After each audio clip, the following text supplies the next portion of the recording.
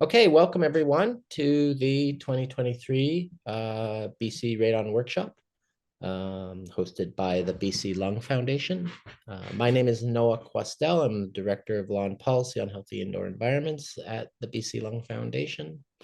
BC Lung and Healthy Indoor Environments have been working on raising awareness, education, and hopefully system change around radon. I can actually just read right from the webpage. Radon is a colorless, odorless, and tasteless radioactive gas that is naturally occurring in soils, but it can accumulate in homes, workplaces, and other buildings. It's the leading cause of lung cancer in Canada after smoking, and more than 3,000 people a year die from radon exposure.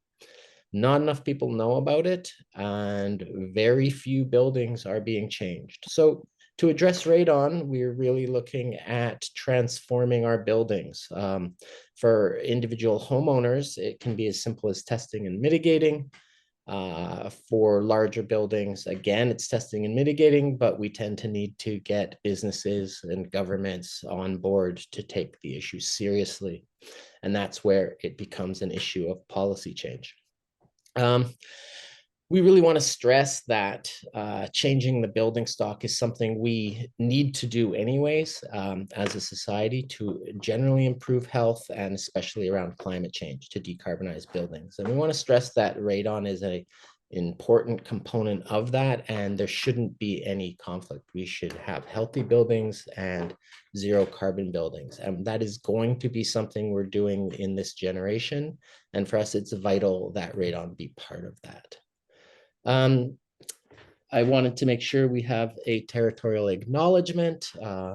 I'm speaking from Vancouver in the traditional unceded lands of the Musqueams, Squamish, and Tsleil-Waututh nations. I really want to stress that when occupancy came, these were civilizations with their own legal traditions, and we need to respect that and integrate that into our own systems. I implore everyone to give their own acknowledgement in the chat and Q&A from where they live. And then just some bookkeeping. We have a very tight schedule today. So the speakers will try and speak to their allotted times, which is quite short, from 5 to 10 minutes for most of them. If you have questions, really feel free to put them in the Q&A in the chat. If you direct them to a particular panelist, they'll try and answer. And if it's more general, me and Dr. Nickel will answer. What else? I wanted to say, if you want a test kit, BC Lung sells them. And Matthew could put up the sign for that. As well as if you're a public organization and you want to buy in bulk, you should really contact us directly at BC Lung. And we'll sell to people at a reduced rate if they come by the office as well, although not that many. Well, it's just if you happen to be able to do that and come by, we have some in our office. With that, I'm going to pass it on to Dr. Anne-Marie Nickel, who's going to moderate for today. She is a professor at the Faculty of Health Sciences. She sits on the steering committee for Take Action on Radon. She has been a tremendous force for raising radon awareness in British Columbia and across Canada for the last decade. And we really owe the Healthy Indoor Environments program to her initiative. So we thank her tremendously, and I pass the baton to her.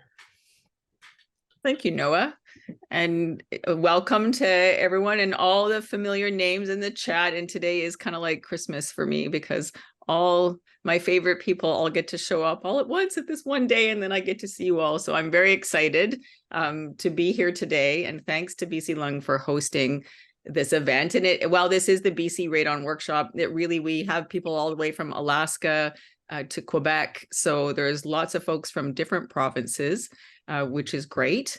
And I guess I'm going to give up my 5 minutes session today, really, because I just want to say thanks to everyone for all their amazing work on radon, and just the fact that we have so many new people joining us today, which I think is really a reflection of how much traction is happening in British Columbia, how radon has sort of moved out of the very small node of public health into many other disciplines. So we're going to hear from folks who are librarians today and people working and doing research at the Cancer Agency.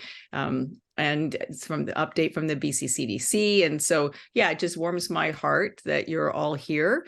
And I really want to hear more from you than having me chat. So I'm going to stop there. And I really want to, our next person that's speaking, I just want to give such a heartfelt thank you to Jill Hall, who's up next, because it really takes someone from every part of society, I think, to help make change. And what Jill has been is really an incredibly tireless advocate. And until recently, we haven't really had a community advocate in BC that has been doing the kind of work that she's doing. So I'm going to hand it over to Jill just to say a few words, and again, to just say thank you for rallying the troops in a way that I just could not, and many other people cannot. So you've filled a very special space in this province. So over to you, Jill.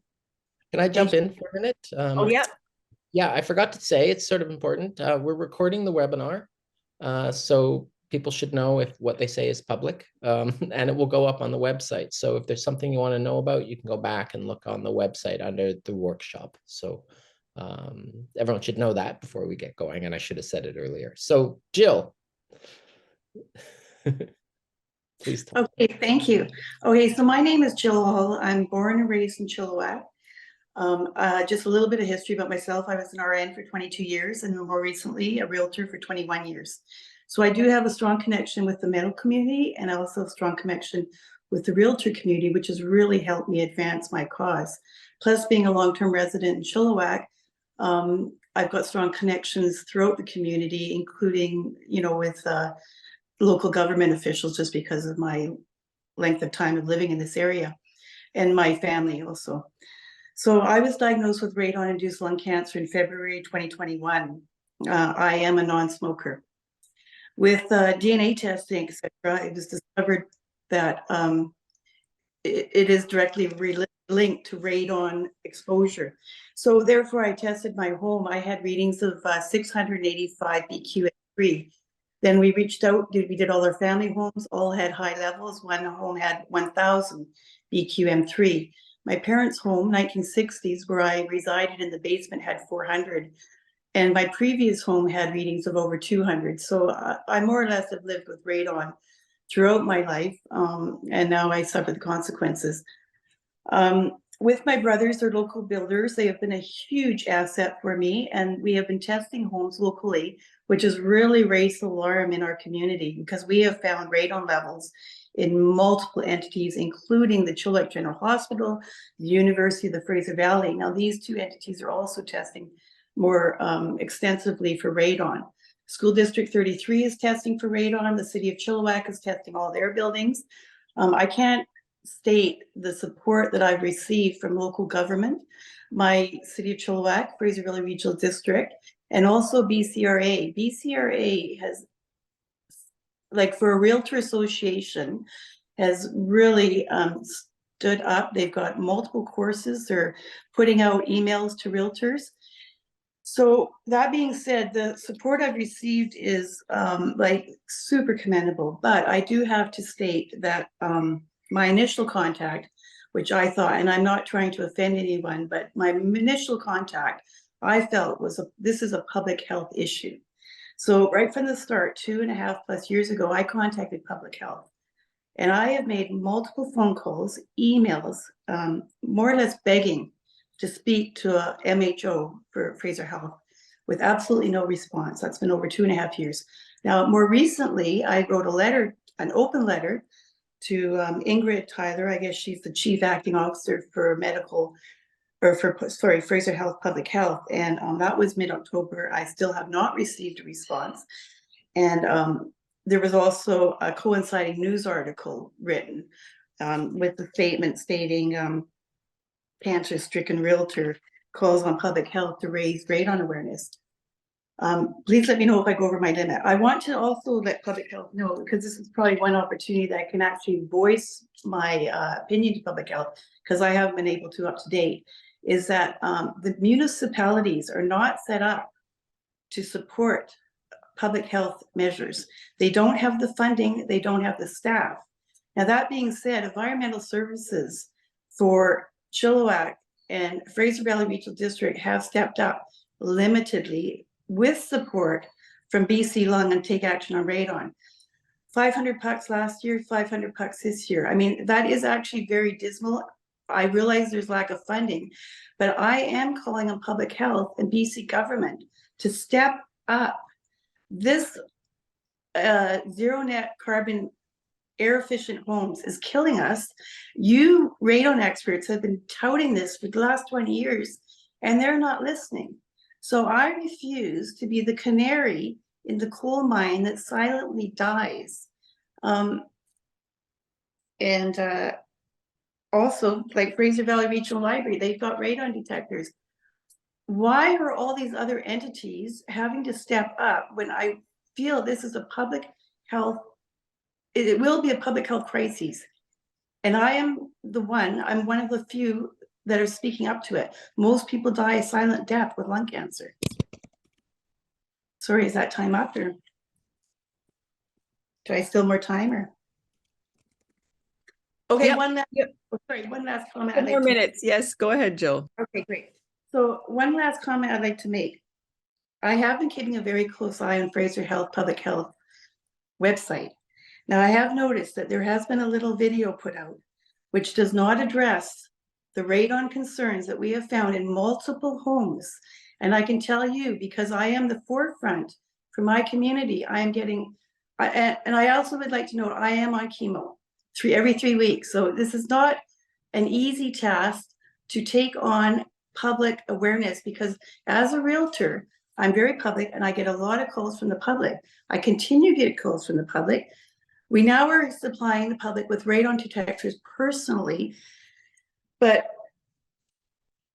okay, so with the public health website, there has been a recent video. It's very soft approach. And if I have seen that video 3 years prior, when I was not diagnosed, that video would not motivate me to make action. Radon is not on the homepage, and there's 2 news articles.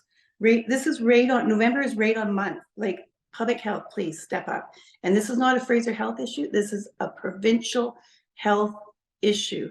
And I really strongly request anyone who's listening to this in public health, provincially, you guys really need to step up, because I have just got it started on my radon awareness campaign.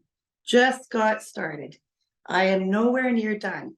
And until I take my last breath, I will be hounding the BC government and public health to fulfill their mandate, and that is to protect the public from environmental health issues. And this is one of the worst, being driven by government policy, zero net emissions, air efficient homes. And that is, okay, thank you. That's my wrap up. Thanks. Thank you, Jill. Thank you for sharing that and for your tireless advocacy. And I think I may have made the video that you're speaking about directed to public health. And I take that feedback, right? Maybe the next video should be a bit more galvanizing towards more action and things that can be done. Well, it wasn't you on the video, but I think that we need to, like, no more soft approach. This is a crisis and it needs to be addressed. I know other people in my community with lung cancer. They're not wanting to go public. Most people get lung cancer. No one knows about it and they pass away. They don't even put it in their obituary.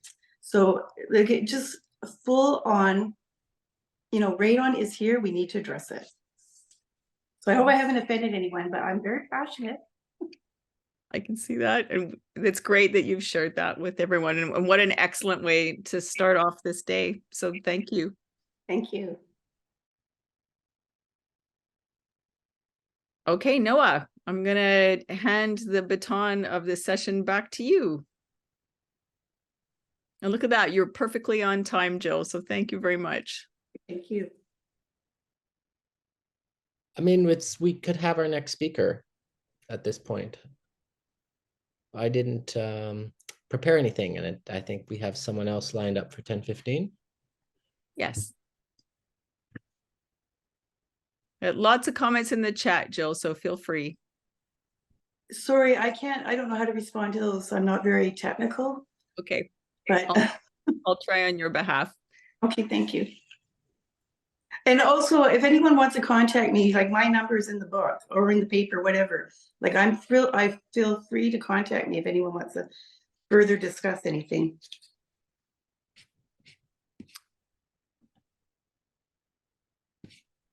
Okay, is it me now? Dr. Sandhu, yes, you are Yeah. up next. Okay, all right. Let me share my slides. Give me 1 second here.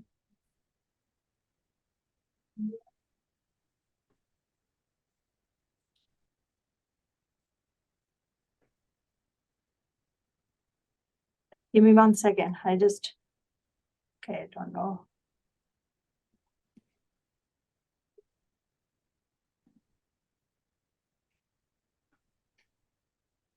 Hey, can you see it? Yep. Yep, we Okay. can see your slides. Okay, all right. Okay, so sorry, it started other way from the back.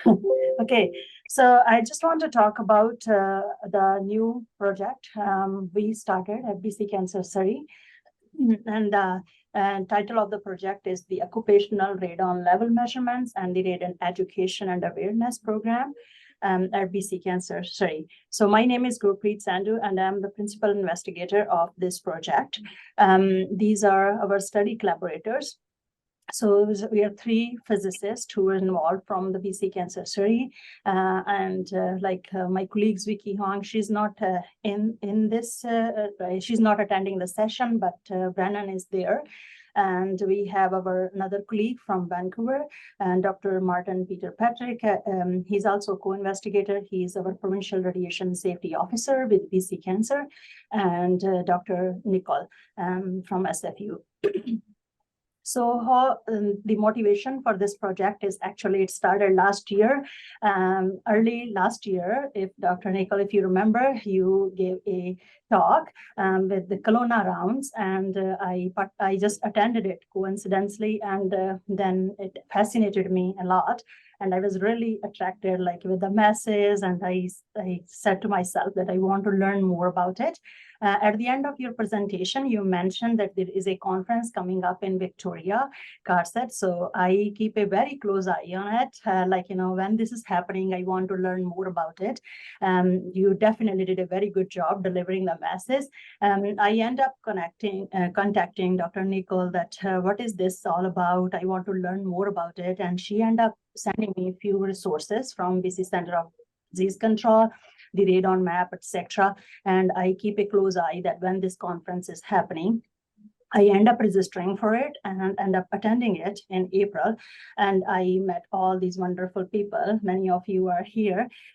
So it's a great experience. I met many experts from different disciplines. Health Canada was one of them. I end up visiting vendors and different booths. Dr. Questel, I talked to you in your booth and learn all the ongoing project with BC Lung Foundation, Health Canada. I keep going back and forth through their booth and asking, oh, what is this all about? I want to learn more. And then they tell me many resources available.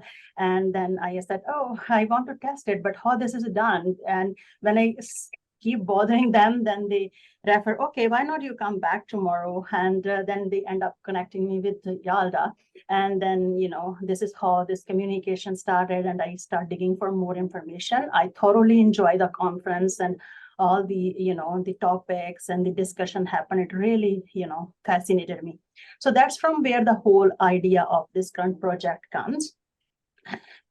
And then actually it motivated me that I work in this field from the treatment end, where we treat the lung cancer. I'm working in this field from last 12, 13 years, but it never occurred to me that there is some role we can play at the prevention end as well. And I definitely lack that information, even working with this profession. And I feel, oh, there is an opportunity for the education and awareness for my colleagues if I am missing something, definitely they will be missing that too. And maybe, they are maybe equally interested to learn as well.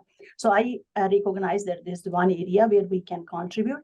Also, in this conference, I learned that there is much work that has been done and is ongoing in interior testing the workplaces, childcare, schools, etc.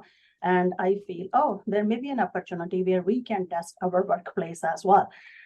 We are our building is a decade-old building, and we normally, a radiation therapy facility, I'll show in the following slide, is normally situated in the basement, where we all feel that there is, let's say, where the radon has high chances of the occurrence. And, I said that, why not? And the facility basement where we are located, radiation therapy facility, we don't have the windows for the outdoor airs. Mostly we rely on the ventilation system from the facility.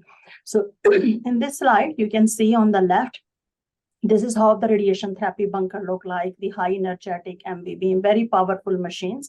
And because these are very, very high energetic, and these are used for the cancer treatment, in order to, meet the CNSC, Canadian Nuclear Safety Commission requirement for the shielding and the dose level outside for the public as well the staff, there should be heavy shielding in place. And you can see in the adjoining picture that this is actually what we call the bunker, radiation therapy bunkers. They're really bunker. They're very, very thick concrete walls, like of almost 1.5 meter to 2 meter thick concrete. And they're mostly situated in the ground. So we can take the advantages of the shielding from the ground as well, like in a floor, and also the structural integrity. So we feel that there is, depending upon where it is located, it's always located in the basement and which part of the country it is, and also from where this origin of this concrete is, there may be a the radon trap there. So what we took the approach is that one end we start communicating very closely with Health Canada about is there any opportunity for funding? This is what we want to do. We start communicating our idea to them, and Jalda was a great asset for that. So, not only also motivating, there's an opportunity, tell me more about it. So we start communicating, looking for application, etc., and also getting, once we have something in place, then we start connecting Health Canada with our BC Cancer, how we can put it in place, this work and kind of thing, and also to PHSA, which is our parent organization. In parallel, we didn't sit idle, because we are really, really curious about it. Immediately after that conference, I start looking for where I can get hold on these radon detectors. Anne-Marie mentioned to me, I said, I heard that there is available in public libraries, but I can't find it in Lower Mainland.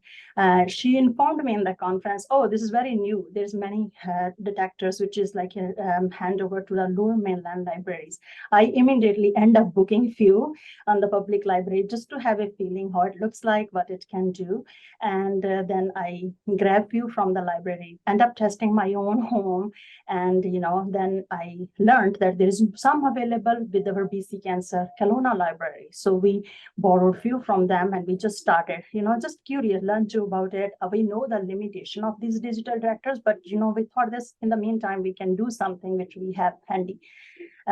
So we get an ethical approval from our QI committee from BC Cancer, and we just start doing the testing in our offices and kind of thing. And we also, sit with our local health and occupational committee in BC Cancer Surrey, just keep them in the loop that this is what we are doing. I went back to Dr. Nicole and asked about this, and she is very, very generous to give us a few more detectors, 5 digital detectors, which we are using currently. So anyway, from this summer, we start collecting data in our facility at the various places using these digital detector, which we have only those detector at this point, collecting short-term, long-term detector data for 7 to 10 days. And also we start connecting to our facility, maintenance people, and asking them, okay, what is this air ventilation rate look like, kind of thing. So starting grab some information from there as well.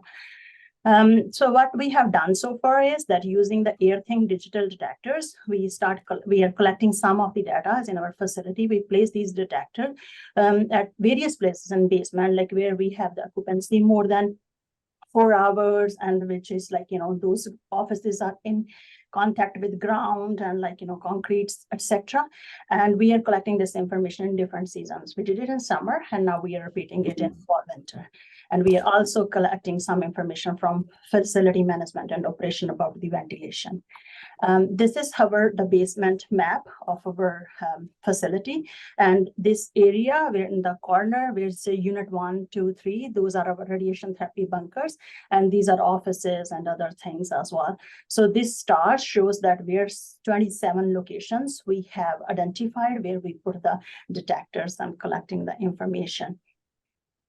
So in parallel, because with our communication with Health Canada in progress, we get approved the 2-year funding. And thank you very much. I have seen that Kelly Bush is there, Yalda is there. Thank you very much, guys, for giving us this opportunity and funding so that we can proceed with the planned work. So under this project, what we are planning to do is we are aiming to achieve the 2 objectives. Number 1, education and awareness of BC Cancer staff. So currently we are mainly focused on the study staff.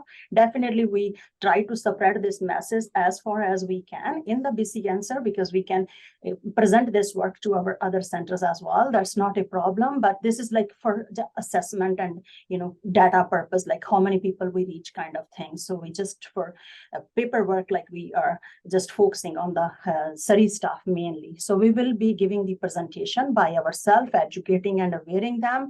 We will be bringing some experts, like many of us, you are here. We will be requesting you guys and try to bring you guys to convey the same message. We are aiming to set up a library program in which we will buy few digital detectors, and we will request our staff that if they are willing to, borrow it, so it will be available to them. Also, we will be distributing the test kit to the eligible staff. Part number 2, we will be measuring the radon level in our facility, our workplace, level 1, which is basement. We're just focusing on the basement.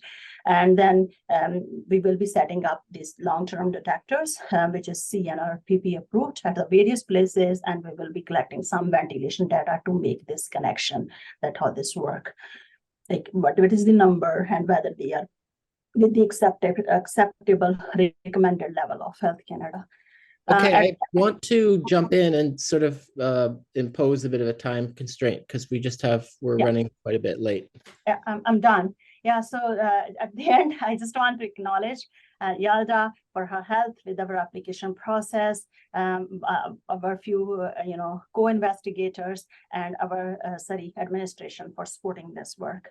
So thank you very much. You guys are all behind this motivation and, implanting this seed of curiosity in us. So that's what we are willing to do. Thank you very much. And if there is any question, we'll be happy to answer. Thanks so much, Dr. Sadhu. We're going to let you answer the questions in the chat, but I just really appreciate the folks at the Cancer Agency for taking Radon on, because this is new programming for them. Yeah. And yeah, the more that people recognize and take this seriously, particularly for workplace health, I just commend you on that. So thanks so much. And I think there's questions in the chat. So if you can perhaps scroll through and take a look. Okay, thank you very much. I appreciate that. Thanks. Okay. I did get a question. Someone was having problems with the chat sort of showing up and getting in the way. And I just want to note, you can press the chat button and it will reduce that screen so it's not flashing in your eyes. Okay, thanks. Next up, we have Dr. Sabit, who's a medical health officer from Interior Health.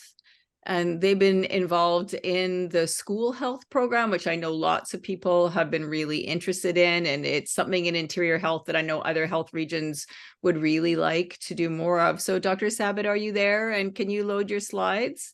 Absolutely. Thank you so much. I will share my slide really Am I pronouncing your name correctly? Is it Sabit? Yes, that is exactly it. Yeah. Excellent. Thank you. Thank you. And I hope you're seeing my slides in presentation mode. And thanks for the awesome. Thanks for the introduction. And as you've mentioned, my presentation is on the radon checking the schools project that we conducted in Interior Health. And I want to start with acknowledgement of the 7 First Nation territories that we are located on in Interior, and also the great team that has been working on this project through last year and are continuing to work on it this year with collaboration with the BC Lung Foundation and BC CDC. BC, and also the leadership of our previous medical health officer, Dr. Silvina Mema, who started this project. A bit of background on this, and this project has started because of the alarming rate of radon level that we are seeing in the interior. And as you can see, about like more than 30% of homes in interior health has rates of radon higher than Canadian guidelines. And it is even worse in specific areas like Kootenay boundary, with even 40% of the homes higher than Canadian guidelines. So we found that it is very important for us to also check radon level at schools. Actually, this has been done in daycares before, but we wanted to see what is radon level at schools so that we can support them with mitigating and minimizing exposure to the students who spend a significant amount of their time at the schools. And so we reached out to the school districts across interior health in 2022 for winter. As you know, it is best to check radon level during the winter season because of the more accurate test results that we will get, and less circulation would mean higher radon level. So it is important to check during the winter months.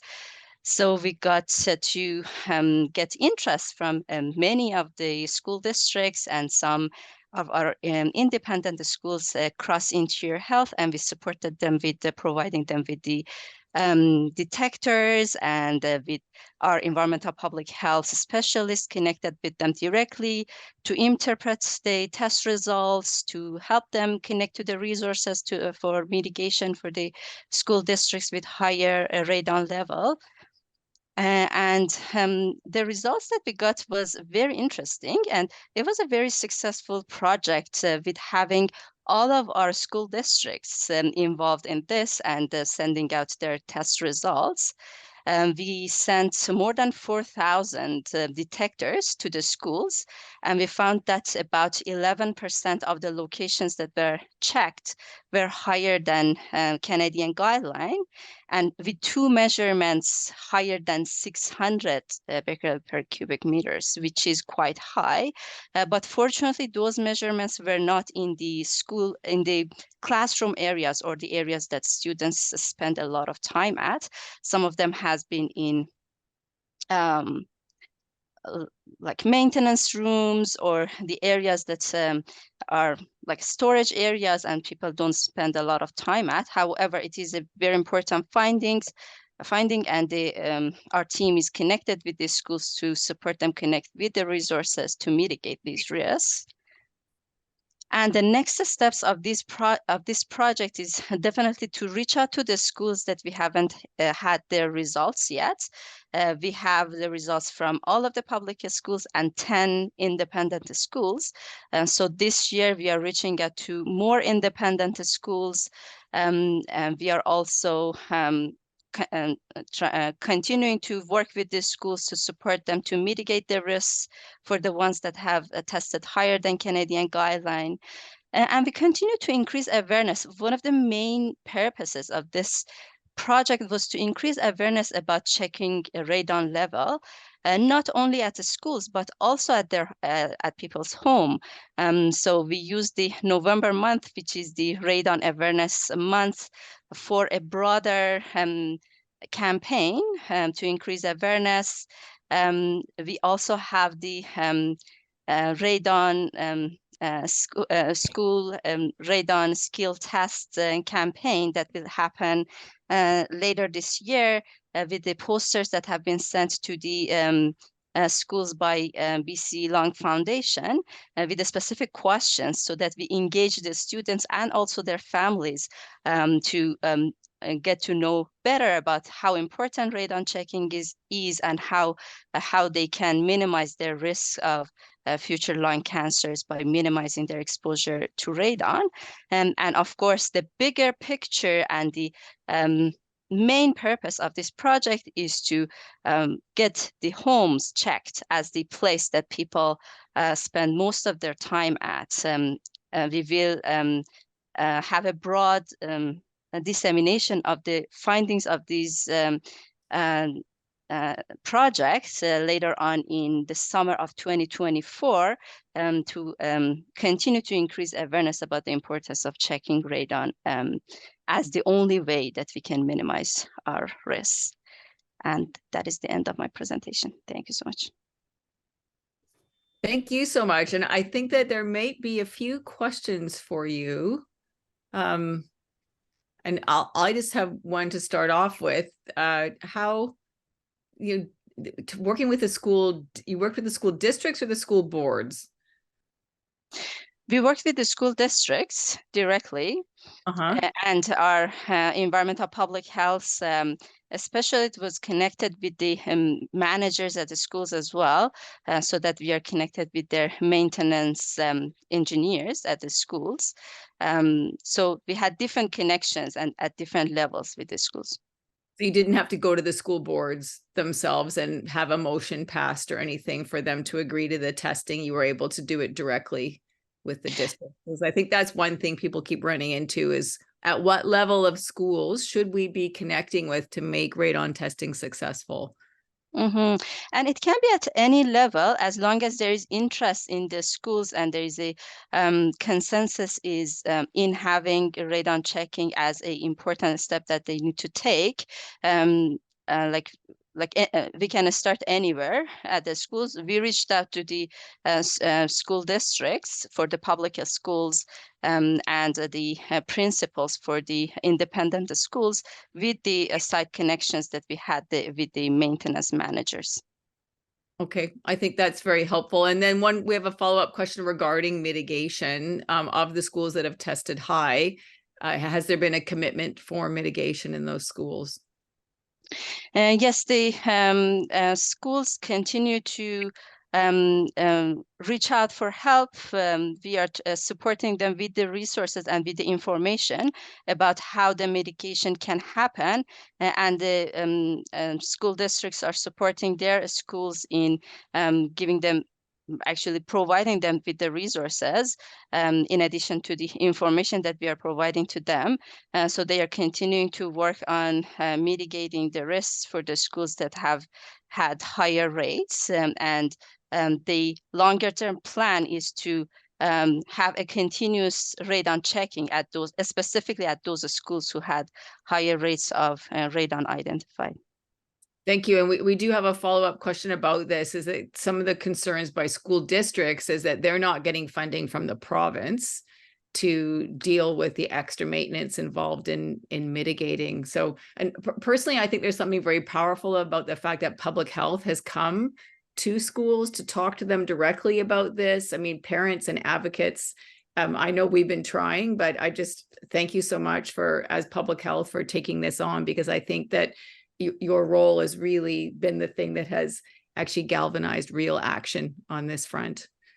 Okay, there's lots of questions in the chat for you, but I'm sorry, we have to move on. So thank you both for this work. I know it's kind of a model now for other places, both here in BC and across the province. And I just did want to give a shout out to Vancouver Coastal, because they have also done some school testing a while back, just before the pandemic, in the Sea to Sky corridor. So I don't know if you knew that. Dr. Michael Schwant is on the line. So you might have something to chat about there as well. But yeah, we need more school testing in BC, and thanks for creating a model to make it happen. I'm going to have to move to Dr. David McVeigh now. So thank you, and please feel free to chime in on the chat. David, are you here on the online? Yes, I am. Okay, so for those of you who don't know, Dr. David McVeigh is our public health physician at the BC CDC, the BC Centre for Disease Control in Environmental Health Services. And in BC, we are very fortunate to have a radon data repository. He's going to tell us a bit about that and updates about it and our BC radon map. And David, I'll put the link to the map in the chat for people who Wonderful. are... Great. Thanks a lot. Yep, go ahead. Thanks for the introduction, and very happy to give you just a brief update on the BC Radon Data Repository. And I want to start off by acknowledging my colleague, Jeff Treyu. He works very closely with us on radon, and actually has been a big support to the Interior Health School Testing Program. So that sort of ties into that. I also want to just acknowledge that I'm joining today from the traditional unceded territory of the Coast Salish First Nations. So most of what I'll be updating today about is the BC Radon Data Repository. Many of you probably are familiar with it, but for those who aren't, it's a program kind of housed at the BC CDC that came into being a few years ago when we realized, along with partners across the province, that radon data is really a lot more powerful when you can bring it together and look at it in a provincial scale, as opposed to it existing in separate isolated buckets across the province. There's a lot of ways you can analyze your data, look at it, share it with the public, get a picture of what's happening that really benefit from bringing data together, as opposed to having it sit in sort of silos around the province. So really what it is a way for BC CDC as to act as sort of a steward and collect data from people around the province who have it, whether they be public health agencies or people who test for radon, or researchers, various groups that have radon data, and bring it all together. We clean it, we analyze it a little bit, we anonymize it and store it securely, and then make it available for researchers, public health agencies, nonprofit health organizations who might want to work with it and use it for action. And we've had fantastic response from the radon community. So thank you all for those who are online today and looking at this. Thank you all for your support. This shows the number of measurements of radon in BC that we have in the Radon Data Repository over time. And you can see it just continues to grow and grow. So we're approaching now 40,000 measurements across the province. You can see some of the partners here that have been so generous with their data, and some of the snapshot of some statistics off to the side there. So we have 18 different partners now that contribute data to the Radon Data Repository. As I said, nearly 40,000 unique measurements, representing over 20,000 unique buildings. And then one thing we're really pleased about is we've had 5 official approved requests for data. So these are requests that come in from researchers, universities, public health agencies who want to use this data and who want to take it and work with it and inform their public health action. And I'm going to give an example of one coming up that we've worked on, sort of supporting BC Lung. One of the main things that we use these data for are to inform or create an interactive public map. I think Anne-Marie has put the address in, as she said. It's up there also. I'm going to describe a few changes that we've made to it this year, but really we found it to be quite a good way to communicate with the public and get information about radon out there. It's an interactive map. You can zoom in, you can zoom out, you can search for communities, search for regions. You can view radon data in different metrics, and you can also view it on mobile. So if you're out looking at realtors, for example, who might be working with radon data, policymakers looking at radon detectors, all sorts of contexts where you might just want to get a quick snapshot of things on the go. It works just fine on mobile also. So one change that we made this year, we've updated the color scheme. We used to have green colors for areas where there were low metrics of radon. And we've sort of updated that to a continuous single gradient of yellow, orange, and red, just to reflect the fact that there is no safe level of radon. There are no parts of the province where really you can look and see green and say, everything's okay. There's a variety of, a range of distributions of radon, but in every part of the province, it's possible to see high levels of radon. And so there's really no area where you want to look and see just a green color and think everything's okay. So we have made that change. The second change that we've made, if you look at the map here, the boundaries are health boundaries. So they're health agencies, local health areas, boundaries that make sense to public health and to people who work in the health world, but maybe not necessarily to the public or to politicians, policymakers who are working around administrative boundaries. So you can now change the way the data are displayed and see things by administrative boundary. The two options we have are municipality and regional district. So what you're looking at here is the Lower Mainland and the interior of BC, with the data now shown by municipality. So you're seeing Metro BC, you're seeing the Sea to Sky corridor, you're seeing the Okanagan, and the data there is all showed by municipality. So it makes it a bit more granular, a bit more relevant for for people who are looking and thinking about what is, within my scope of action, what does radon look like? So those are two updates to the map that we've made, and we see continual interest in this resource, which is really nice to see. So this is just showing the page views, a simple measurement of sort of how many people are accessing it over time. You can see down November 2021, when it started, a big spike of interest. And then we've had sort of 3 more since then. 2 of those reflect Radon Action Month, where we always have some campaigns and some information about it. And then another one where we discussed it quite a bit and presented it at a conference. But even in between those spaces, we see that there is 50, 75, 100, something like that, people accessing it every day. So even between these campaigns where we're really trying to get some interest, we see that there's just a standard base of people who are reviewing this map and using it. And then when we have a campaign like Radon Action Month, we see that there's nearly for the whole month, we see people engaging with it, acting on it. So that's nice to see also. Now I thought I'd give an example of something other than this public awareness piece of how the radon data repository is used. And this is a way that we supported one of those official requests that came in, along with BC Lung Foundation, working actually quite close with NOAA on this really important question. From a population, a community perspective, does your community, which communities in BC should we prioritize? We know that for an individual, we would love for everybody to test their homes. It's really the only way to know if you have elevated radon. But at a kind of population level, if you only have a certain limited number of funds to fund some tests, who do you want to engage with and where do you want to try and put those tests? Because if we look at the data that we have about BC, you can see that we have really quite a range in the number of measurements that we have. So that those light gray colors, light green colors show that areas where we don't have a lot of measurements. Dark green colors show where we do have a lot of measurements. And so you might think, well, we should try and get some tests in those areas where we don't have a lot of measurements. But that may not necessarily be the case, because some of those are in areas where, based on the geography and the other areas around them, we suspect or we estimate that the chances of there being elevated radon are lower. It's really areas where there's uncertainty. We're not really quite sure.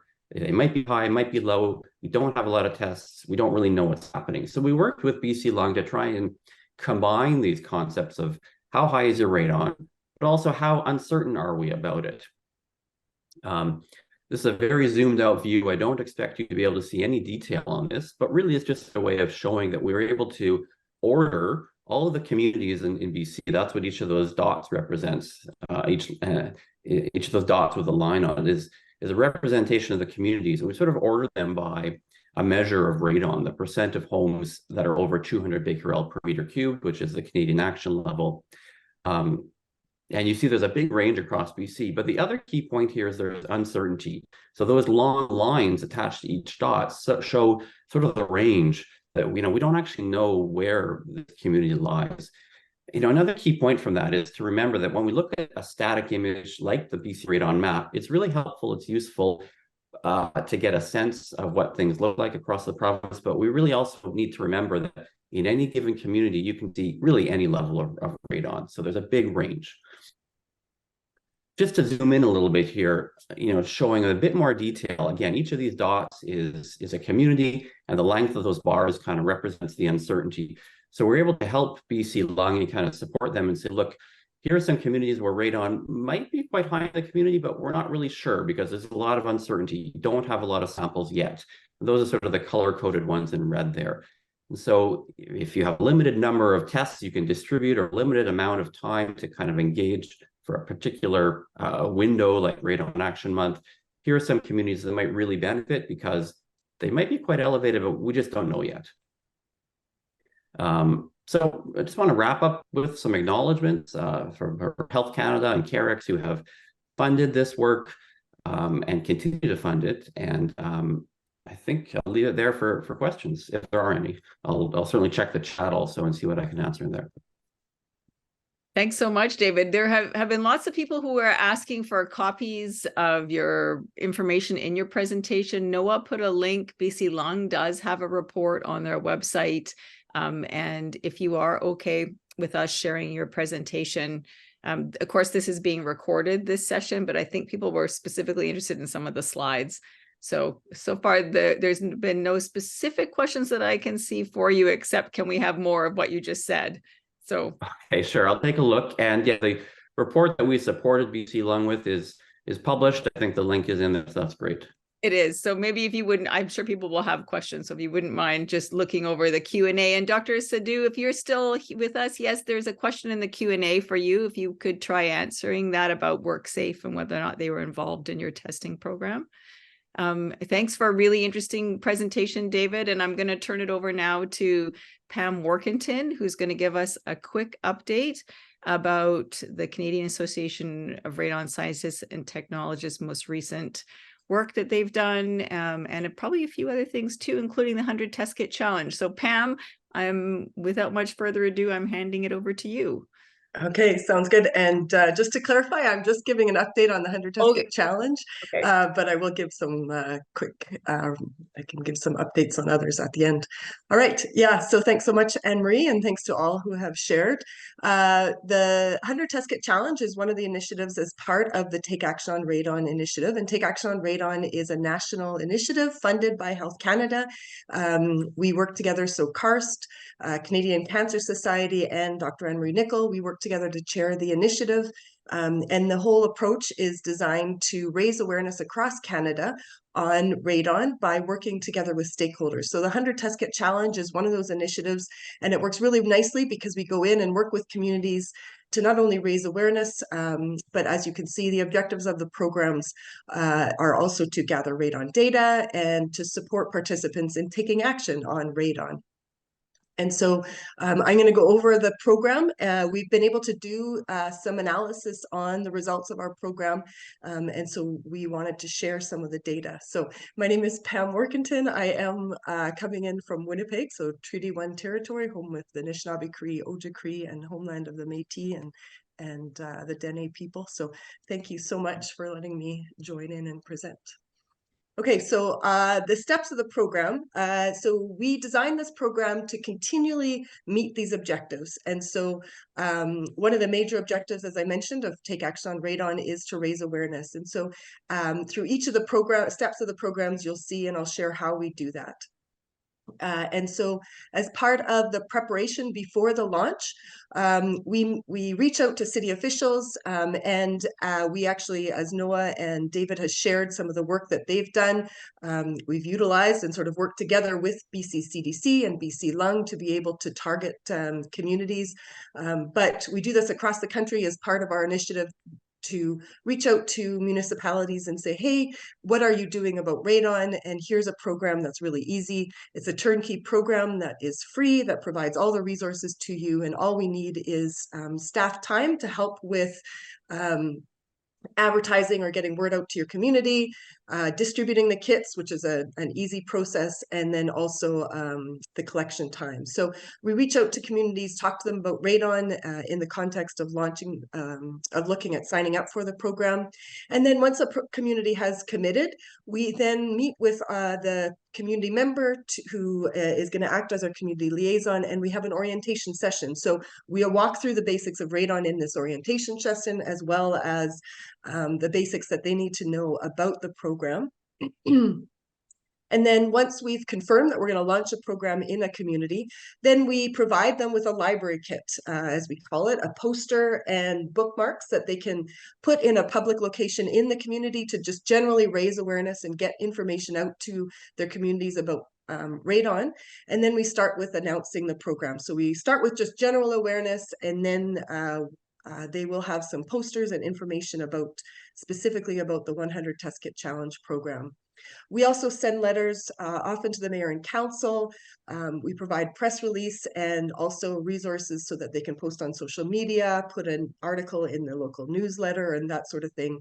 So we really connect with the city or the community to determine what is the best way And we often get articles published in the local paper.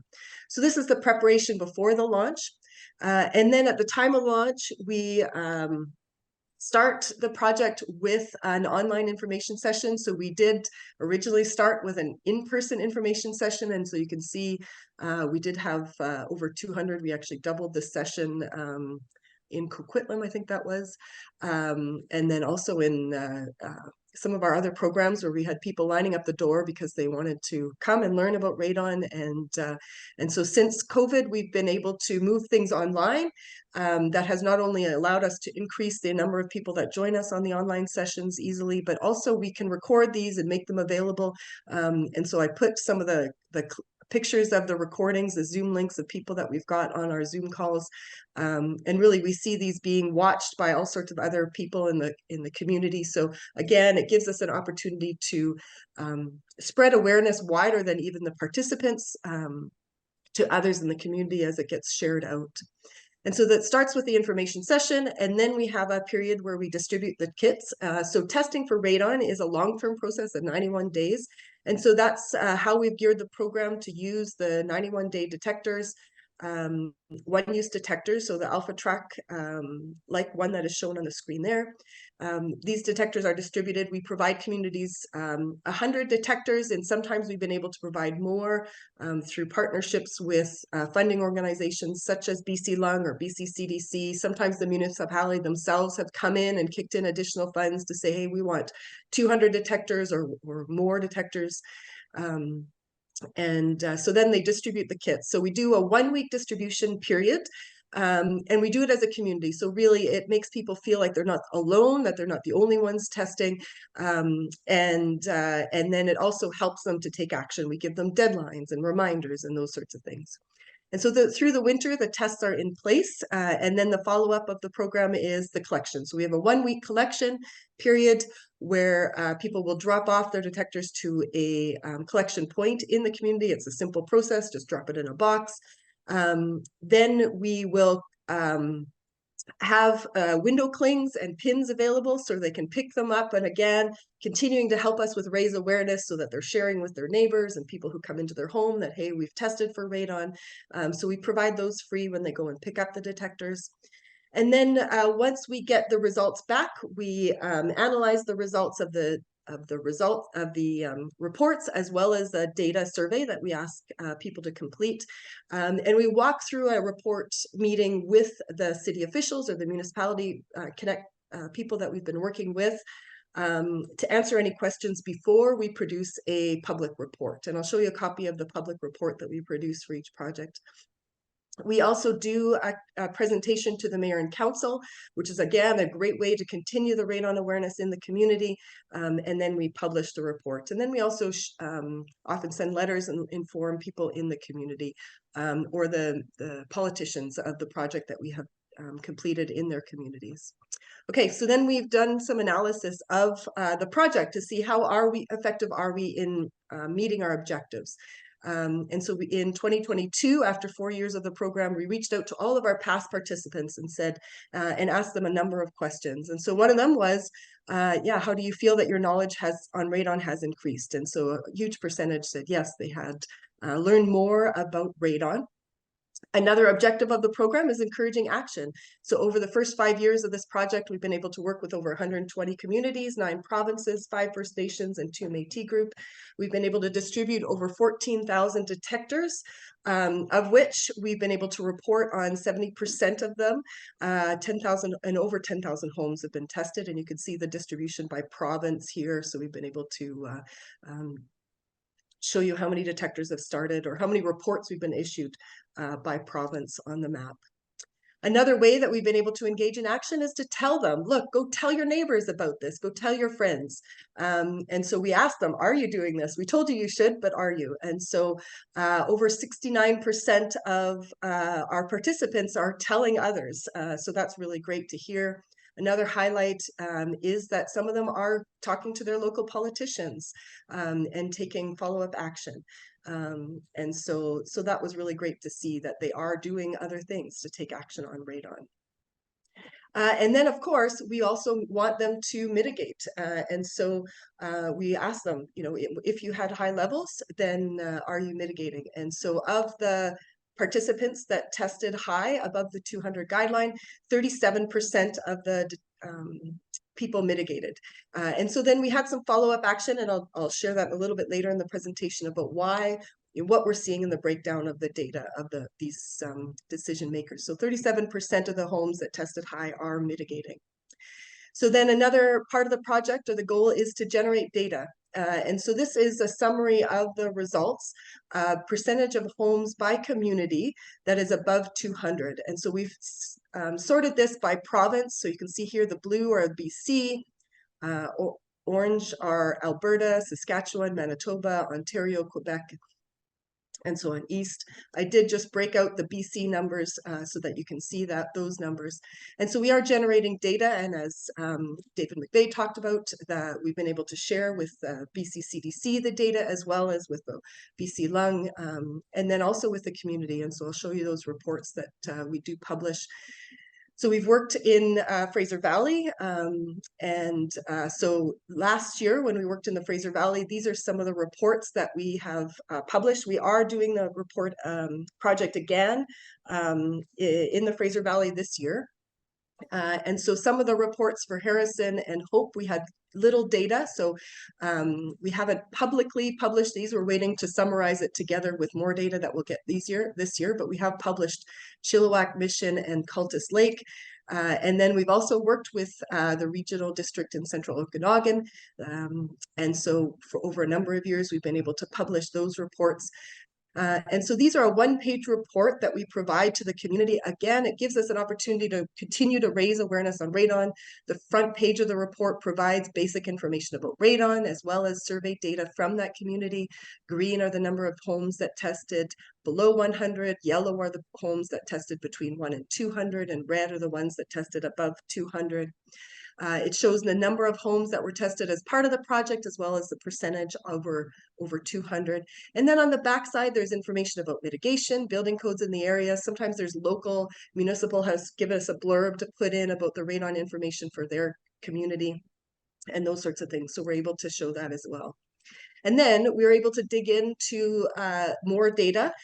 So as part of our survey, we asked more information about the people that had mitigated, who did they get to mitigate. And so you can see that some people did the work themselves, and most people did hire a CNRPP certified professional. Some people weren't sure who they hired or whether the person they hired was certified. And in fact, we noticed that the number of people that responded here is higher than the number who mitigated, because some people first tried to do the work themselves and then hired a certified professional to do the work. So there's a few extra answers there. And then we looked into whether they mitigated, like how this breaks down according to their radon level. And so you can see that the higher the radon level, the more likely they were to mitigate. And so we're able to garner this data, and we also took a look at timeframes. And so in this slide, you can see that when we took a look at how fast people mitigated, we can see that most people mitigated actually within the first 6 months. So those that decided to mitigate really were going to mitigate within the first 6 months, certainly within the first year. And if they decided to put it off for 2 years, then they're less likely to mitigate. So you can see that the Health Canada guidance, where the decision to mitigate for the 2 to 600 is 2 years. We do tend to see that when people are given a longer time frame to mitigate, they are less likely to mitigate. And so this was really helpful data. Another thing that we did dive into is the fact that people wanted some financial support. So we'll talk about that as well in a minute. So just quickly to summarize the objectives of the program and the data that we've been able to collect. The program raises radon awareness locally, so we've been able to do hundreds of webinars, had articles, newsletters, social media ads, radio interviews throughout the country. We've been able to educate city officials, participants, other elected officials.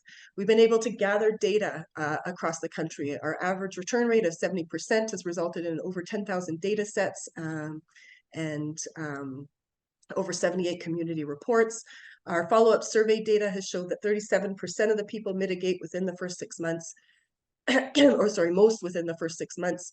And then also we've been able to support participants in taking action on radon, not only for testing and mitigating, but also talking with their friends, neighbors, and family, and encouraging others to test. So we're just launching year 6, and we have really grown. So we've been able to launch in over 45 communities, 8 provinces, and 3 First Nations within our first year again of the next 5-year grant. And we've been able to make over 5,500 detectors available across the country.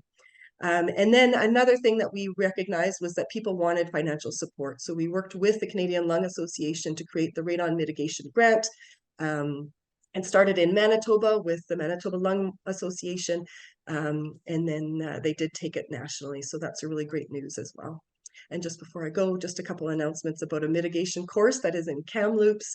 And then the CARS conference that is coming up in April in Moncton. So just wanted to highlight that. And we do have all the resources that we provide to communities and more available free, so you can order those as well. Thanks so much, Pam. There have been some questions coming around in the chat. And yeah, thanks to everyone on the line who's made all of this whole program possible. And as you can see in BC, we are killing it. We've got lots of people testing and lots of interest. So yeah, and it certainly has been the partners. And I missed my last thank you slide, but we really are thankful for the partners in BC. BC Lung, BC CDC has helped us to go take the Health Canada dollars that we've got and be able to make it go even farther. So really thankful. Yeah, great. Okay, in the interest of time, I'm sorry, I'm going to have to hold back questions. And I think it is time for the break. And the people from Saskatchewan are usually very good at organizing people to do stretches and things like that. And I have to say that is not my own personal expertise. But I would recommend that people take a moment to stand up and take a bio break if you need to. But I think we probably have to keep going. Is that correct, Dr. Questel? Yes. Okay, we need to keep going. So yes, please stretch at your own space. And next up is Andy Chase. And Andy, I hope you've had a moment to step up and stretch, because I know lots of people want to hear what you have to say. So why don't you load your slides and let's see if we can get going. I have to confess, I did not have slides, although I'm wondering, at the beginning of the presentation, I think maybe Michael had something up. It was an image of a home with radon coming in, and I'm wondering maybe if that image goes back up, just so people have a sense of what I'm going to be talking about. So sorry to put you on the spot if it is Michael. I think it was Noah. Noah, was that your picture of a house? Let me look for it. Sure. You don't need to have slides, Andy. Yeah, I'll jump right in, and if it comes up, that's perfect. Thank you. All right, so hi everyone. Thank you so much for having me. My name is Andy Chase.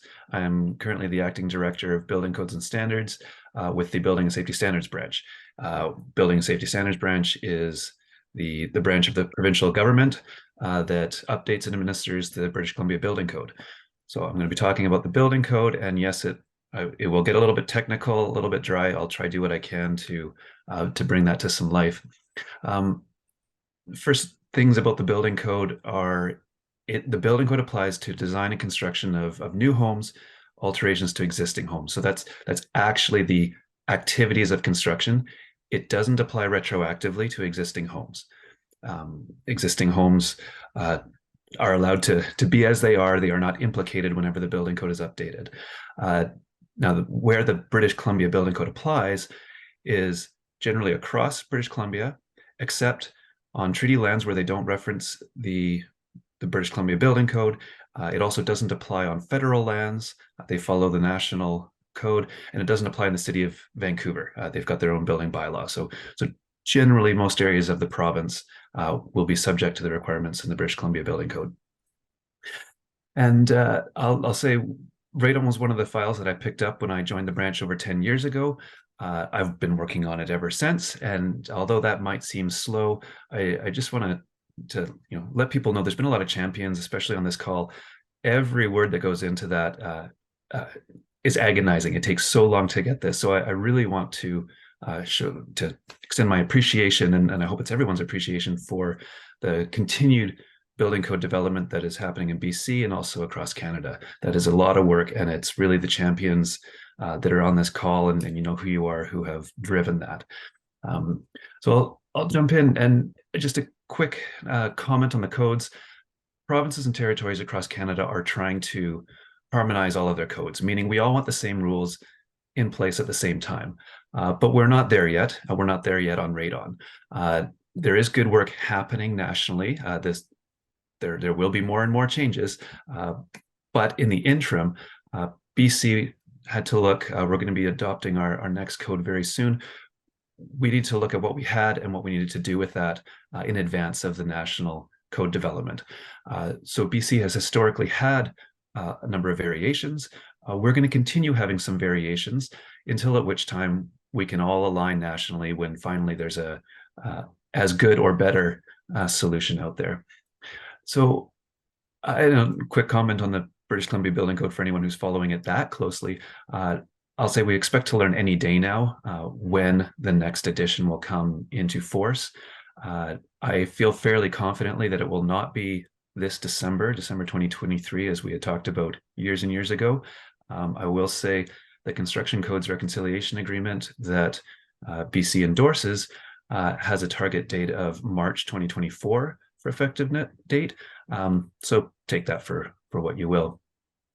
So again, I said we're planning on aligning with national codes with all the other provinces and territories eventually when we all get a satisfactory solution. But in the interim, like I said, BC is still honing our own requirements for housing. I will say for large commercial buildings, we're not proposing any changes. So what people know and are familiar with those large and commercial buildings, that should be status quo. So today I'm really talking about housing and specifically the housing units that are in contact with the ground. So if you're below ground or if you've got a slab on grade, it's those assemblies we're concerned with, and the image on the screen is perfect for that. Now, what do we do with those housing? What are we preparing for? A subfloor depressurization system is a pretty effective means of mitigation. A subfloor depressurization system consists of a number of things. We need a gas permeable layer, meaning we've got gravel or crushed glass or something below the slab, below the air barrier, where soil gases like radon can move freely. Then we also need an air barrier system where we don't want those to go into our living space. And that air barrier system is already a requirement across the province. The other part it needs is an inlet, a way to pipe those soil gases that build up below the slab where they're allowed to move in that communication layer. We need to be able to relieve that pressure and actually direct it somewhere. So a subfloor depressurization system will actually apply a negative pressure below that slab by means of a fan on a pipe and route it out to the exterior. Just let it all dissipate in the outdoors as it would from a stream or other circumstance. So that's what a subfloor depressurization system is, and that's what the code is trying to prepare for at the time of design and construction. So a rough-in, which is what is in the code right now, and we're updating our requirements for a rough-in. A rough-in prepares for that. We want the communication layer below the slab. We want that gravel, crushed glass, whatever it might be. We want to have an inlet or inlets that will where we can capture that and route it. We also want to have a pipe established that goes up and through the building and out to the outdoors. We want that built in at the time of design and construction because it's the cheapest and to do then, and avoid costly and intrusive renovations later. As you can imagine, nobody wants to go under a slab in a house that's already built. So basically the part that's left, the main part would be that installation of a fan, and I'll get to that. But before I do, one of our big changes is in our application. Where does the building code require this? And this is an edge that the National Building Code actually has over the British Columbia Building Code, is that the National Building Code simply requires all of these homes, like the ones we see on the screen, to have a rough-in.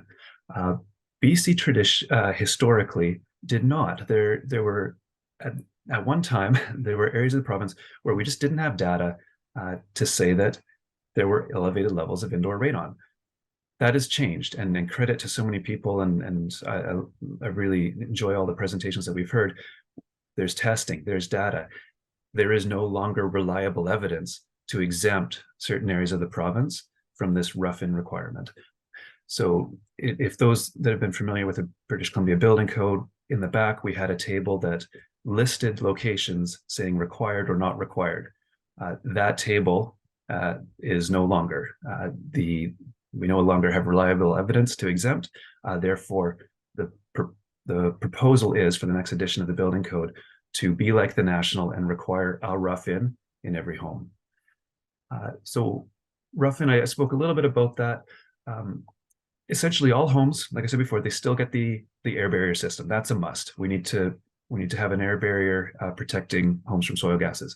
We also recognize that these soil gases build up, and we need to root them.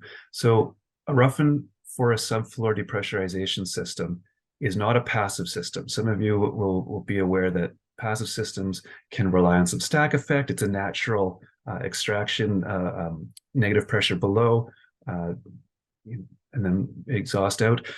A rough-in is not a passive system. Now, a passive system, if you install that for those that are aware, a passive system meets the requirements of a rough-in, as would an active system. So at the time of construction, if you want to build passive, you want to build an active system, meaning a pipe with a fan on it, you'll meet the building code. That's the happy news. But at this point, the building code doesn't ask for that active or passive system. It just asks for this rough-in.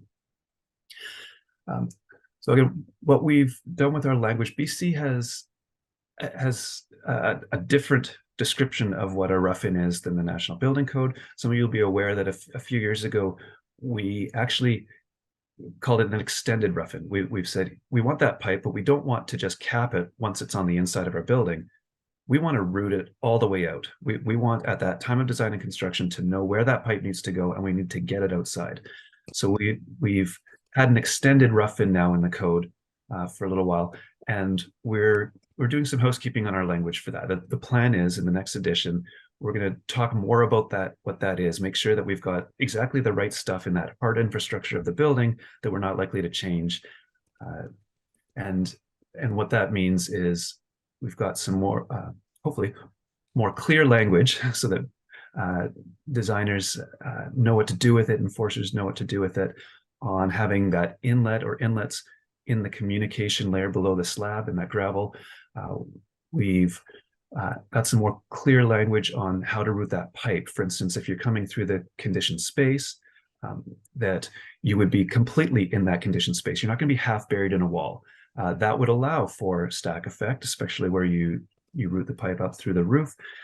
It also helps safeguard against not having space to install a fan should you need it. So we want that pipe right on the warm side of your space. Like I said, there's no cap. The other thing is being clear on terminations. Because I've been describing, we're preparing for an active system. There's really two great terminations, one right up through the roof, and the other effective termination for an active system, being a system with a fan, is through the sidewall. And what we're doing is we're proposing to point to an industry standard. It's a CAN CGSB 14911. It's the 2019 edition standard for language on where to have those terminations safely. We don't want you to exhaust radon and then it to go right back into a window, right back into an inlet at all. So we're referring to industry standards for safe terminations. We're also going to refer to industry standards for the pipe and fittings and all of that material. Again, that was not clarified in our current BC Building Code 2018. We're adding more clarifying language so builders, designers, mitigating professionals will know it's Schedule 40 pipe. We know what pipe we're looking for. We know how to install it. And we're referencing the CAN CGSB 14911 standard to inform us on that. Andy, I'm sorry, we're just about out of time. Okay, so. Thank you. No, I appreciate that. I think I will jump ahead then to some questions that usually come up is what about some testing? First, I'll talk about testing of the air tightness of the pipe. That is not a current requirement. So as far as where that pipe passes through your interior space, there's no testing required of that. There's also no testing for radon inside, because that testing happens post-occupancy. The code's already gone on the shelf, the enforcement regime goes away, so the code is not the regulatory vehicle to address occupant testing. but the code is the vehicle to prepare your home so that when you see those test results and you want to take a certain action, you can install a fan cheaply and easily. Some other, yeah, and maybe I'll just jump even further ahead, is part of our rollout. Like, there is more to come. Like I said, any day, I hope that we will have some decisions on the new code. We will know what that says. We are very much planning to assist implementation and rollout by way of bulletins and other materials. So if you're interested in building code stuff, please feel free to look on our website. We will have more and more materials. We do intend to emphasize in the bulletin, because this usually comes up, the importance of dedicated training on the systems being designed and constructed. So again, this is complicated work. It's very serious, and we want to make sure that we've got the right people trained doing the job. So I'm happy to leave that there, and Emery, if it's easier to direct questions to the Q&A, I'm happy to do so. Thanks so much, Andy. And yeah, there's been there's questions about crawl spaces and things that are in the chat. So again, it's a rare opportunity to have you here in person. And yeah, if you wouldn't mind going through and looking at some of people's inquiries in the chat and perhaps providing more specific information, I'd appreciate that. Happy to do so. Okay, thank you. Thank you for the highly anticipated update. Okay, Kate, are you here? Kate Witham? From yes, I'm here. BC Cancer in the Okanagan. Thanks. Do you see if you can load your slides? Yes, give me 1 second here. Okay, I think I need to switch. Are you seeing my presenter view? No, we're seeing your notes view. Oh, the notes view. Okay. Mike's a bit soft. Can you hear me okay? Yep, now we can. Let me share this screen. That. Yep, there. got it. Better? Okay, yes. Perfect. Okay, all right. Thank you very much. I'll let you know about 2 minutes before your time is up. So okay, thank you so much. Hi, so my name's Kate, and I'm a research assistant from BC Cancer, and I'm presenting our study. It's called Residential Radon Exposure in Lung Cancer, a feasibility study in the Interior Health Authority region of British Columbia. So I have no disclosure. I recognize that I'm joining from the traditional, ancestral, and unceded territory of the Syilx Okanagan people. I encourage you to reflect on the lands you might be joining from and what that means from you. So what is radon and why is it important? I won't get too much into this. But as we know, when radon is built up in enclosed places like homes, it can lead to health problems like lung cancer. So the purpose of our study, our goal is to determine the feasibility of recruiting participants to investigate radon levels in the homes of lung cancer patients and close acquaintances without lung cancer in the Interior Health Authority region. So we're enrolling 2 different participant groups. So the case group is diagnosed with lung cancer and seen at BC Cancer. The control group is an acquaintance or relative of a case participant. So alpha detectors are placed in participants' homes for 100 days. Detectors are forwarded to the Canadian Laboratory for analysis, and then radon results are reported to participants via mail or email. The benefit of the study. So it's an opportunity to properly measure residential radon levels at no cost to participants. It allows participants to implement strategies to decrease radon levels above the recommended levels and reduce risks of lung cancer for those with no lung cancer diagnosis. So we are providing an official radon report to participants so they can use these reports to apply for mitigation grants. So this is our eligibility criteria. Patients have to be live within the same residence for the last 5 years, be above 50 years old. Case participants specifically have to be diagnosed with a lung cancer.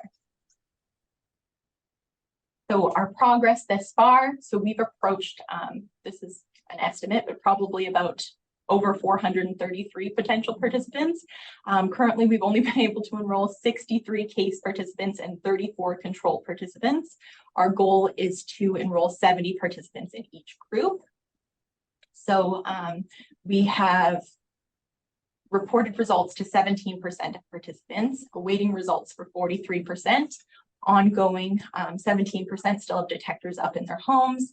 We have about 10% lost to follow-up, and unfortunately 13% have deceased. So we actually just received more results this week. So we will be distributing those results to participants right away here. So hopefully we'll see the patients that are awaiting results get moved to the results reported pretty soon. So we are collecting some demographic information as well. So smoking history and lung cancer subtype. So we hope to, when we complete our data analysis, we hope to see a possible correlation between radon and these factors. So all of our participants are within the Interior Health Authority region. This is kind of a brief overview of where some of the participants are located within that region. So before I received the results, this was kind of what our averages was. So we had only reported results to 16 participants. And as you can see, the average level for the case participants was significantly higher to the control participants. But I just put in this slide here because we just received a bunch more results. So the average has actually changed. So the controls is actually higher than the case participants, which is a little bit surprising, but interesting. So yeah, now we have 61 participants results instead of the 16 that we had. So the preliminary results so far. So as you can see, the case participants, we have 4 between 200 and 600, 2 over 600, whereas the controls, we have 5 between 200, 600, and 0 over 600. So just looking at the results over 600, I just thought it'd be interesting to kind of see where they fit on the radon map here. So I don't know if you can see here. So these are the 2 participants that where they are on the map that were over 600. You can kind of see where they fit in the region there. So just some of the challenges of the study. So we found it difficult finding participants who are not only interested in participating, but have also lived in their homes for at least 5 years. Found it also difficult to prioritize testing over the winter months, as that's when closed homes are more likely.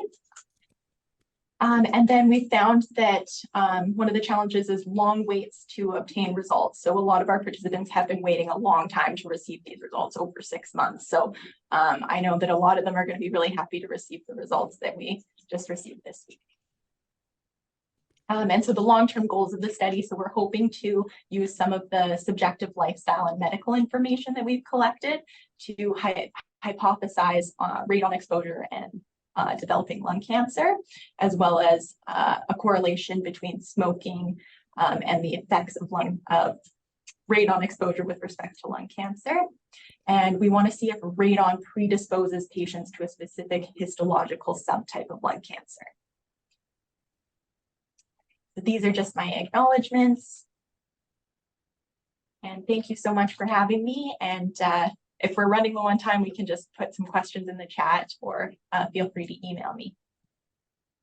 Thanks so much, Kate, for providing the update on this study. That I know that has had a number of challenges over time, and started kind of during the pandemic. So I appreciate that you guys have managed to even get to this point with all the things that have come and gone. And yeah, I feel it, like the idea of trying to recruit people who are in a difficult part of their diagnostic experience has been a challenge too. So I think you've learned a lot. Please do check the chat. I think that there's been a lot of things back and forth in the chat. Thank you for the update. And yeah, we do have to move on in the schedule. So really appreciate it. Thank you so much. Thank you for having me. Thanks. Maybe put your email in the chat, okay? I know people have questions, so if you could follow up. Next up is Yalda Yalvari, who's our regional radiation specialist from Health Canada. And she's going to give us an update about a lot of the really interesting work that they've been doing over the last year or so. So Yalda, without much further ado, are you here? Yes, can you see my screen? Okay, please go ahead, and I'll let you know when you're close to being. We're almost back on track, so thanks, Kate, for respecting the time. Okay, thanks, Emily. Go ahead, Yalda. Okay, so first I would like to begin by acknowledging that I'm presenting to you today from Coast Salish, the unceded territory of Coast Salish people, including Musqueam, Tsleil-Waututh, and Squamish nations. For my talk today, first I will cover some of the initiatives that we have directly led, as well as some other initiatives that we have funded and collaborated on with external stakeholders. So, as always, a big component of our program is engaging the general public and stakeholders through various activities and initiatives, either on a smaller scale, like giving presentations to the targeted groups, or larger scale activities. And so this year, similar to the past 3 years, we have had another postcard mail out in the first and second week of November. This is how our postcard looked for this year. The focus was on the correlation between long-term radon exposure and an increased risk of developing lung cancer. And here you can see the breakdown by region. Approximately 63,000 postcards were mailed out in BC, which is relatively lower than some of the other provinces. And the reason for that is the numbers correspond to average radon rates in each province. So the regions that have more homes with higher average radon concentrations receive the most postcards. Also, there will be another mail out in mid-January. We don't have the final breakdown as of now, but in total, Health Canada is distributing 1.4 million postcards to Canadian households. This year also, we wanted to address some of the gaps in the program. We recognized that we didn't have enough resources targeted to newcomers. So under our Healthy Home campaign, we partnered with Success, which is the biggest settlement organization in BC, and we developed an educational guide with tips on how individuals can reduce the risk of exposure to indoor environmental hazards. A section of this booklet specific to radon gas, and the guide has been translated to 7 non-official languages for distribution to newcomers, which you can see listed here on this slide.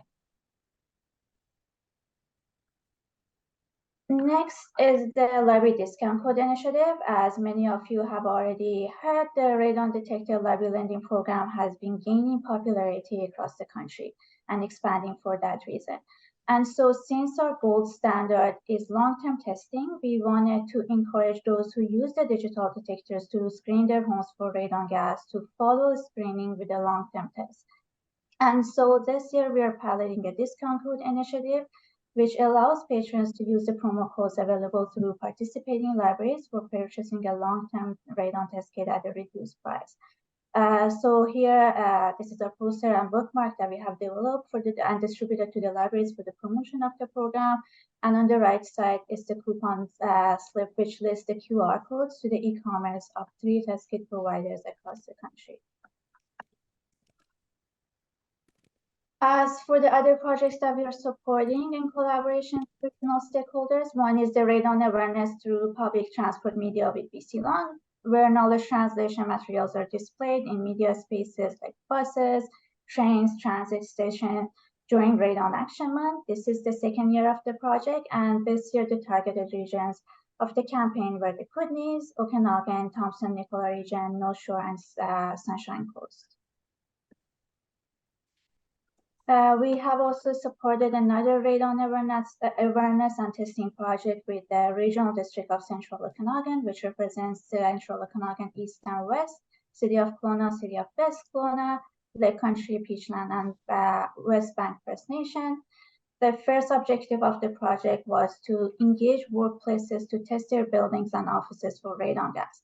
And priority was given to medical professional buildings and then the general workplaces. Also, under this initiative, free radon test kits were provided to interested residents, both owners and renters, to test their homes. And since the demand was very high, BCCDC also contributed about 400 free test kits. So here on this pie chart is the distribution breakdown that our DCO has shared with me. And while numerous radon awareness and testing initiatives have been implemented in BC today, the majority of these projects have primarily targeted adults.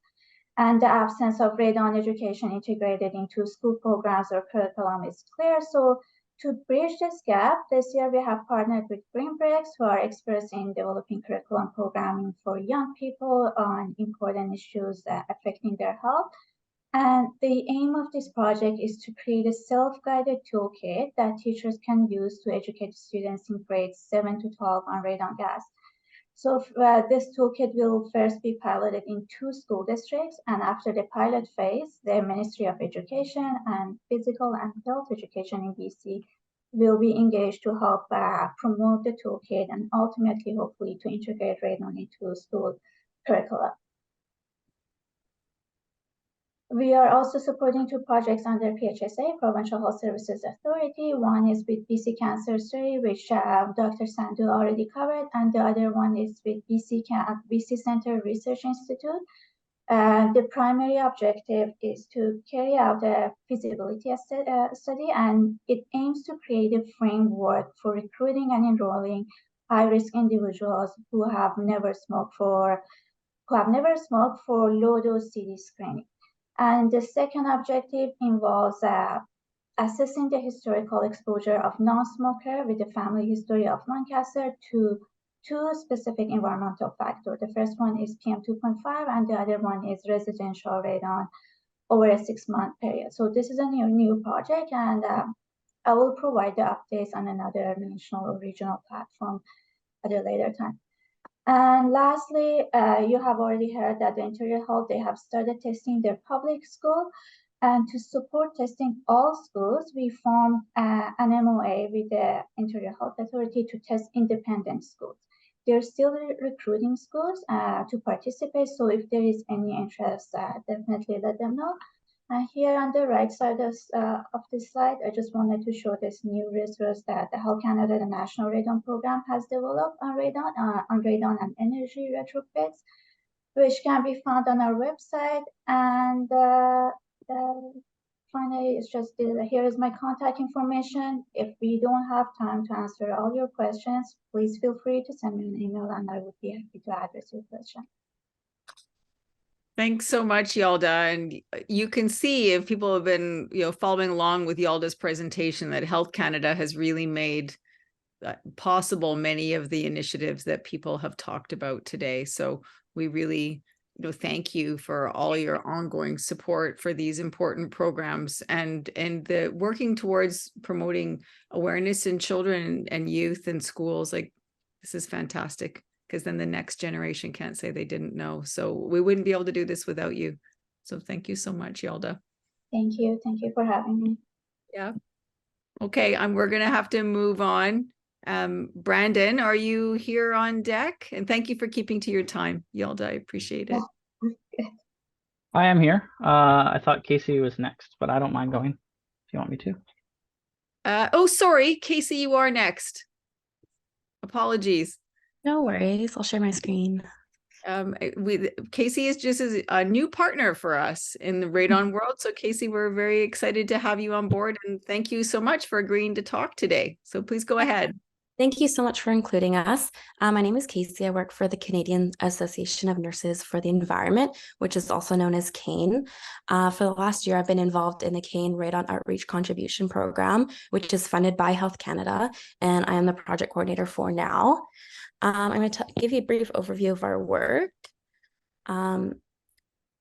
For the last year, in March, we published our radon assessment tool, which utilizes motivational interviewing and brief intervention to educate, assess individual risk, and provide a singular document for assessment taker to follow up and assess individual risk specific to their family needs.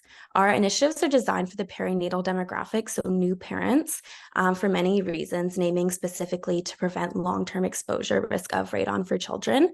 But our radon tool is designed to be accessible to all, and I encourage everyone to take 5 minutes to check it out. I'll be providing links in the chat after. Since publishing the radon assessment tool, we are now designing educational modules for perinatal healthcare providers to educate them on radon, motivational interviewing, and brief intervention. And these modules incorporate educational videos and even integrate real-life case studies to prepare them to address radon with their patients and increase awareness. What's also really exciting is that this stage will be followed by a community pilot project where we will be focusing on 3 equity-seeking rural remote communities across Canada that have multiple barriers to the social determinants of health in order to increase access of radon education, radon testing, and removal for individuals who previously not have equitable access. And as we saw earlier, the 100 radon gas testing challenge, we hope to incorporate that in the communities as well and really increase testing and awareness. So I'm going to show you a little bit of what we've done. So we have some posters here with QR codes that will take you to our radon assessment tool. And it's about 5 minutes. And once you take it, you'll get individualized interventions for you and your family. And you can save that, download it, or access it anytime. Everything that we are doing is going to be provided in English and in French and is on the Kane website. So you can scan the QR code now. Or I can provide you with the links. This here is a link to our radon assessment tool. And I also want to open up, you're welcome to contact us as well. We have our website. We also have the radon specific email. I'm the one who will predominantly be answering that email. So if you have any questions, you're a healthcare provider who wants to get involved, we would love to hear from you, especially I know we had someone tell their own story earlier today. And if she's still here, and I believe her name is Jill, if you'd like to be involved and share your story, please contact me and we'll see if we can get you involved in that as well.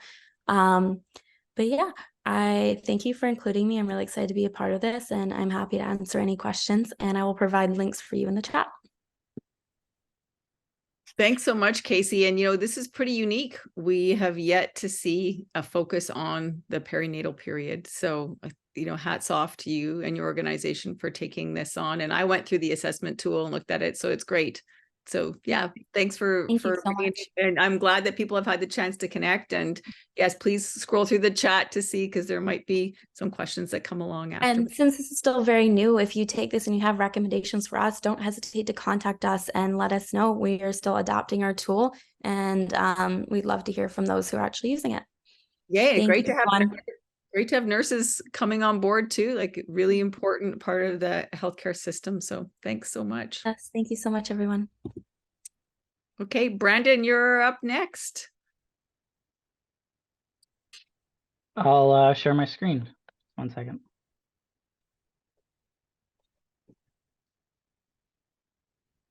Okay, so hello everyone. My name is Brandon. I work for the Fraser Valley Regional Library, located in Fraser Valley of BC. So this is an update on our library lending program. I'm currently in the role of STEAM specialist, so I handle all our non-traditional lending collection items.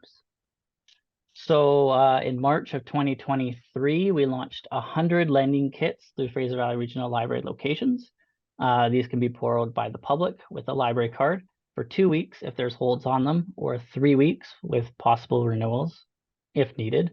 We make sure to let customers know at launch that this is a screening tool because they don't have it for the full 90 days. And we do recommend that they go and get another testing kit if they want to go further. And yeah, so each kit contains the Carentium Home by Airthings and a double-sided information about what radon is and then how to use the device. We also had a video created as well, and they're quite tiny. They're about that big.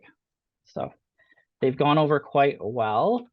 And oh yeah, first, okay, so Fraser Valley Regional Library is the largest public library in BC with 25 community libraries serving over 800,000 people in our service area. So you can look at this map and see we go all the way from Boston Bar down into the deltas and the Port Coquitlam's as well. So we have quite a large service areas, and the kits, they can order them in from any of our other locations. So they will be traveling throughout this entire region, which is pretty nice.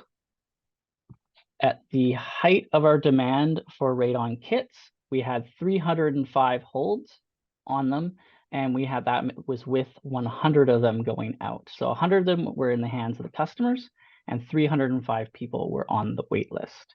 We had a low point in September where there were no holds, but we still had half of all our radon detectors lent out, and we've seen those numbers spike up again.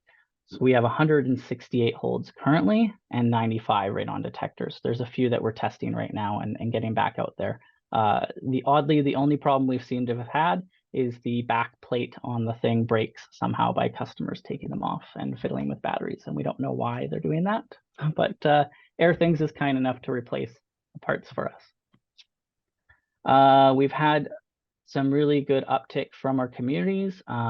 Mayor Paul Horn actually did a video on our radon detectors and how you can borrow them from the libraries, and even showed how and where to place it in your home, which was kind of handy.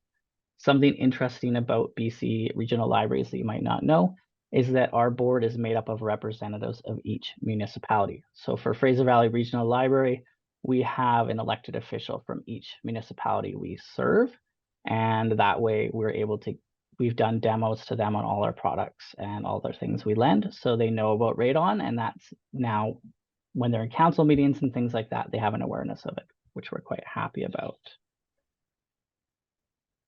I'm not going to read all these comments, but we seem to be getting some good survey responses. So each kit also has a survey in it when we send it out.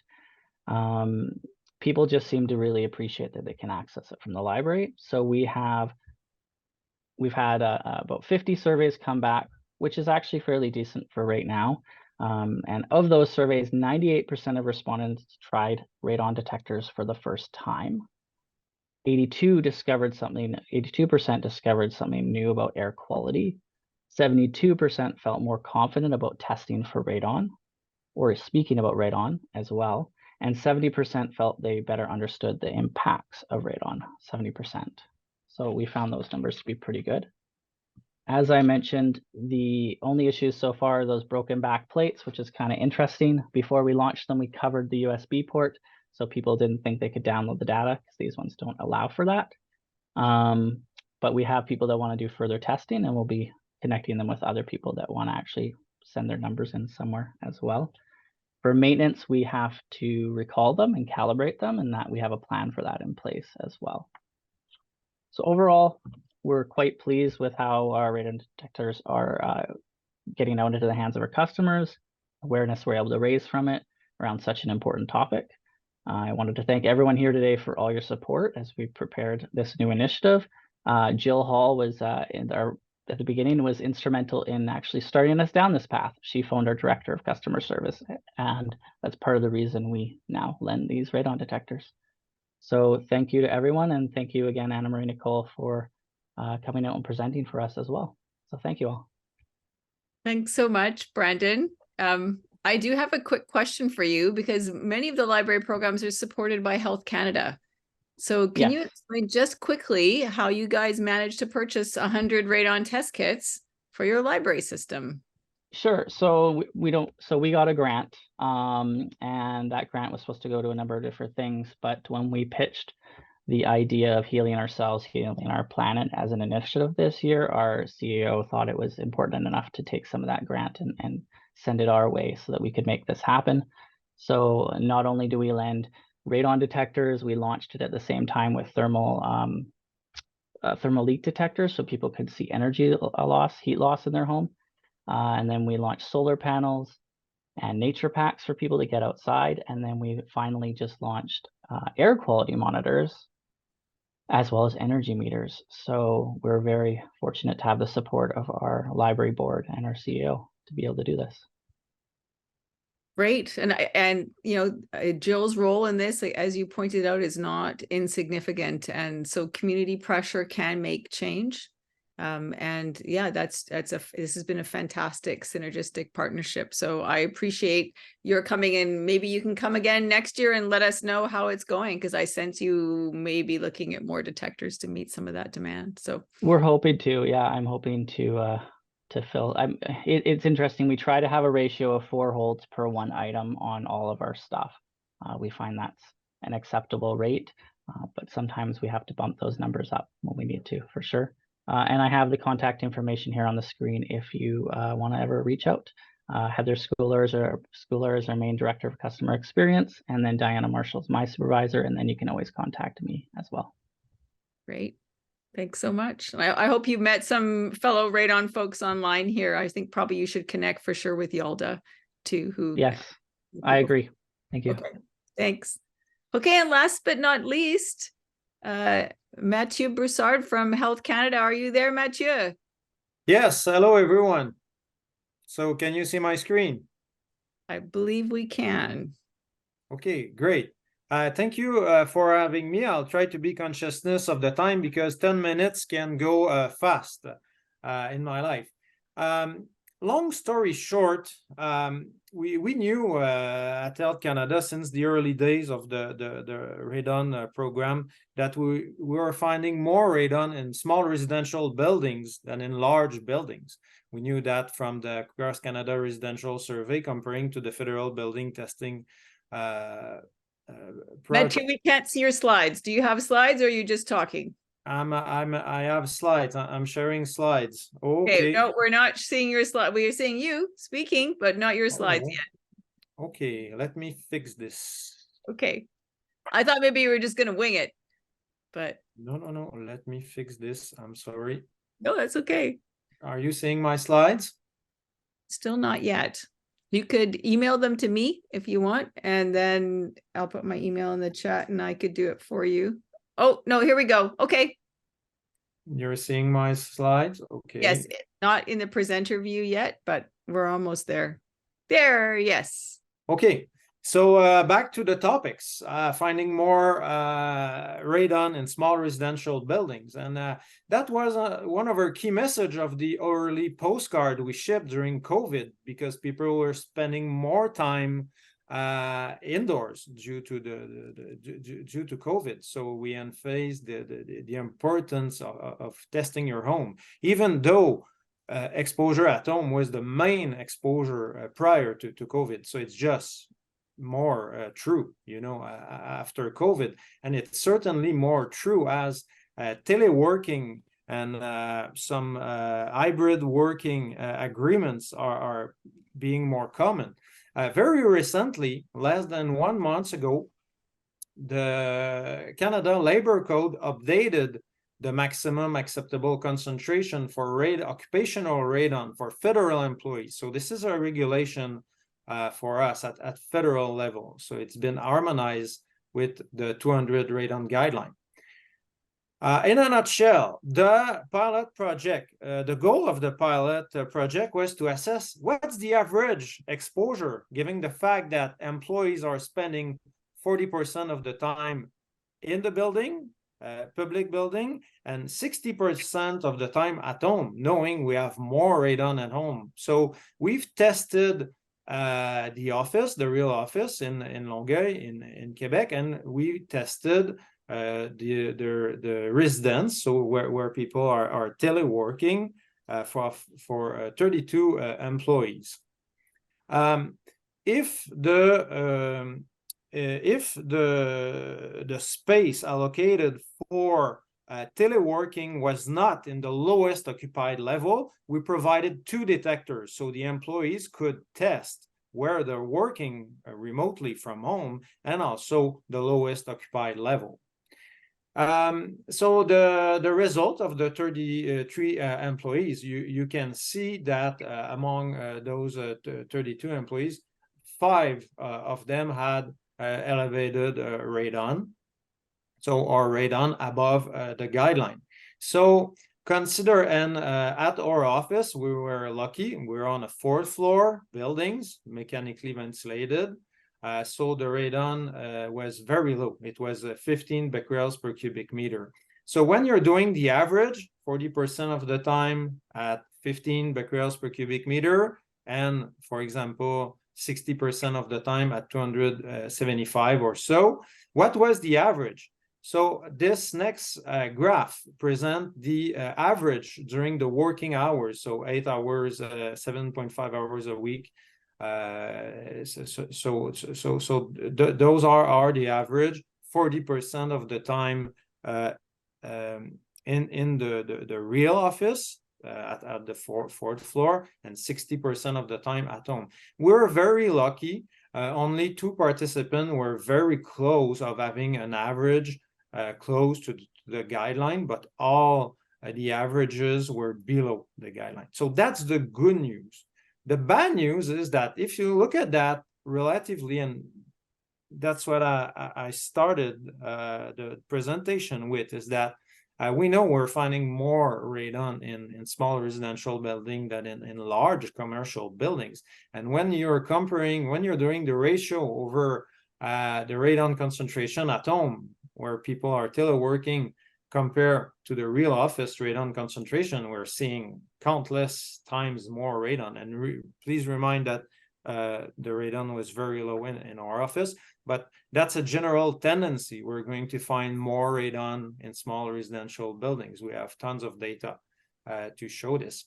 So now, for those who don't like the graph summarizing the result here on that slide. So 5 participants had radon above the action guideline of 200. Those concentrations were between 215 and 322 becquerels per cubic meter. Not all of those concentrations were found where people are teleworking. So only 3 teleworking space had radon above the guideline between 237 and 314. So luckily enough, all the average working hour exposure were below the action guideline.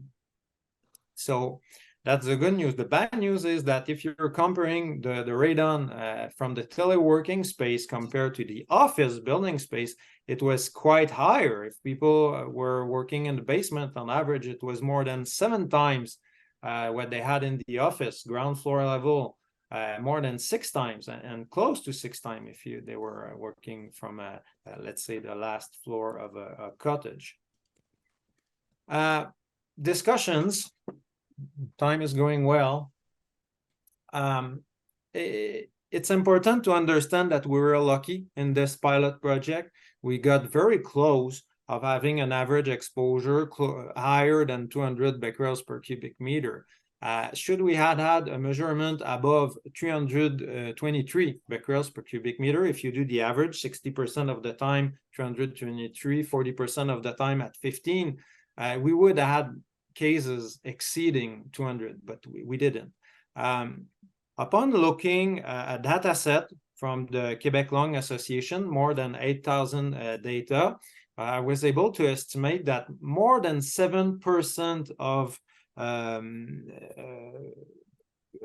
residents or houses tested in Quebec are above this 323. So we can, being very conservative, because please remember we had 15 becquerels in the office.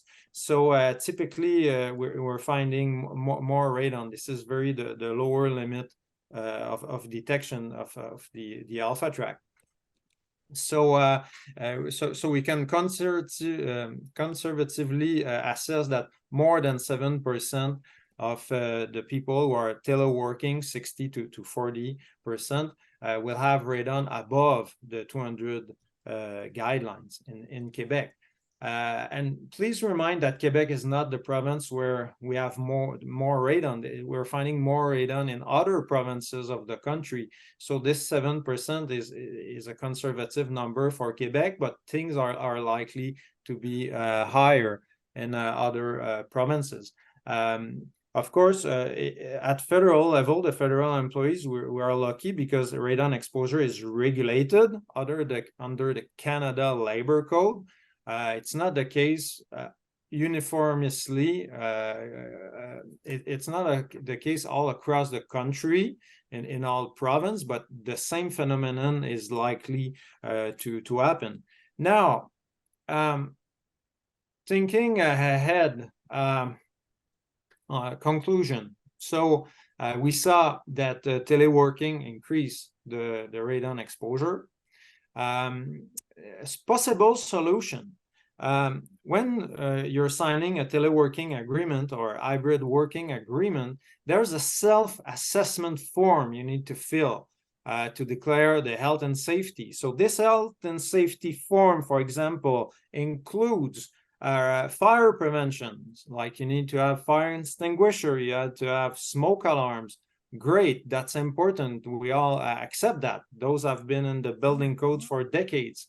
But please consider that we have more than 1 log of dead counts over. If you're comparing the deaths, the statistics over dying from a fire compared to Canadians dying from lung cancer associated to radon. So it's 1 to 14 when you're doing the stats. Back to the Canada Labor Code. So if the Canada Labor Code applies to the new normal of teleworking, I'm 2 seconds late, but I'm almost done. If the Canada Labor Code apply to this new normal of teleworking, and I'd be surprised to know how many of you are teleworking today, but probably half of us are teleworking. So what's the responsibility of the employer? That's the question I'm asking at the federal level. But I'm also, it's important to also consider that if you're having, if you're saving money because renting an office space or owning an office space, it costs a lot of money. I've read a 2017 paper estimating that one desk, in a commercial office costs around $5,000, and that was prior the inflation, $5,000 a year. So it could becomes quickly cost effective, to include some types of coverage for radon prevention at home as part of the teleworking agreement. And we saw a precedent also when you're doing your tax declaration. You can ask, and all of us, if we're doing teleworking, we can ask for a tax credit for radon testing. If it's still true, it was true until very recently. We need to verify that from year to years. But radon testing, if you're doing telework, you can ask for a tax credit in your incomes declaration. And we also done the federal building testing program in the early day.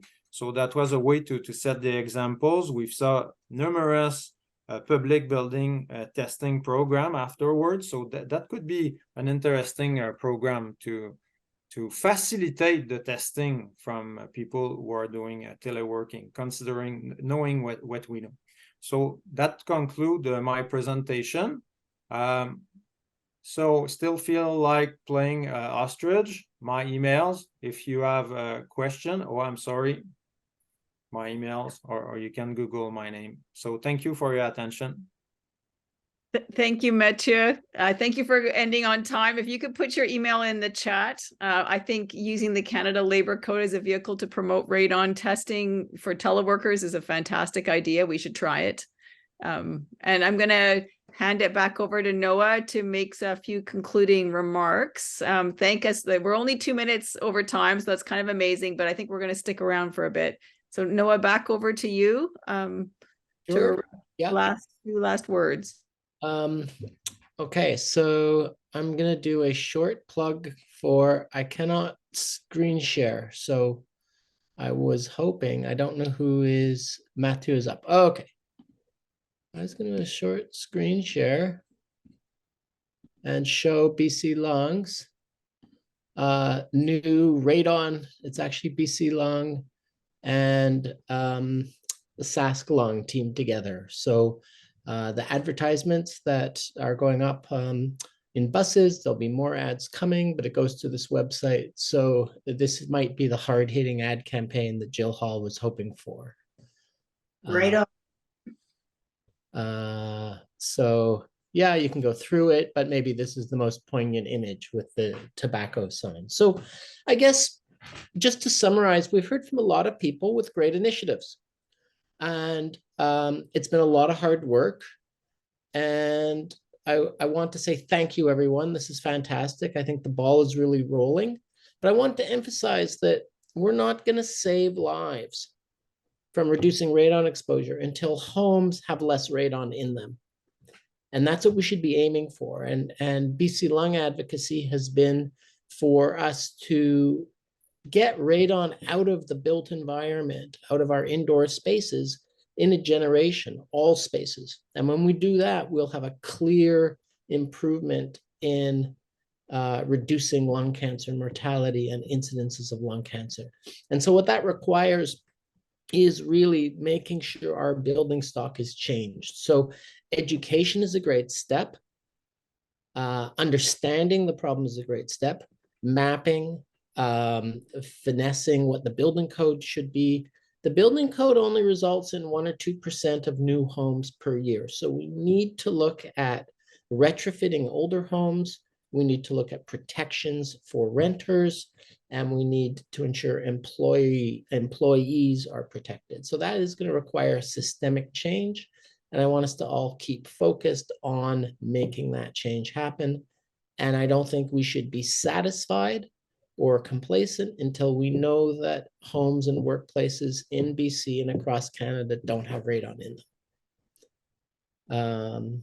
Yeah, those are my comments. And I just want to thank everyone for the massive interest. And I think people are starting to talk amongst themselves. And I think one thing we're really seeing this year, which is great, is that BC Lung isn't carrying this themselves anymore. There's tons of people working. So we encourage everyone to go ahead and make this dream of ours happen. Yeah. And thanks again, Jill, for joining us. And I hope you can see how your powerful advocacy role is really making a difference. You're getting people testing kits in libraries and helping to raise awareness. So we can't do it without you. Thank you. Thanks. Okay, it's 12:05. So I'm sure people, or wherever it is in your time zone, thanks again for dialing into BC. And I hope to see everyone at Karst in Moncton next year, where we can pick up some of these conversations. We didn't talk too much about energy efficiency, but anyone who knows me knows that I love chatting about that. So maybe we can talk more about that on the other side of the country at a further time. So thank you so much. And yeah, people feel free to send some chat stuff in if you want to after this, but have a good afternoon. Thank you. Good afternoon, everyone. Nice seeing you. Seeing everyone.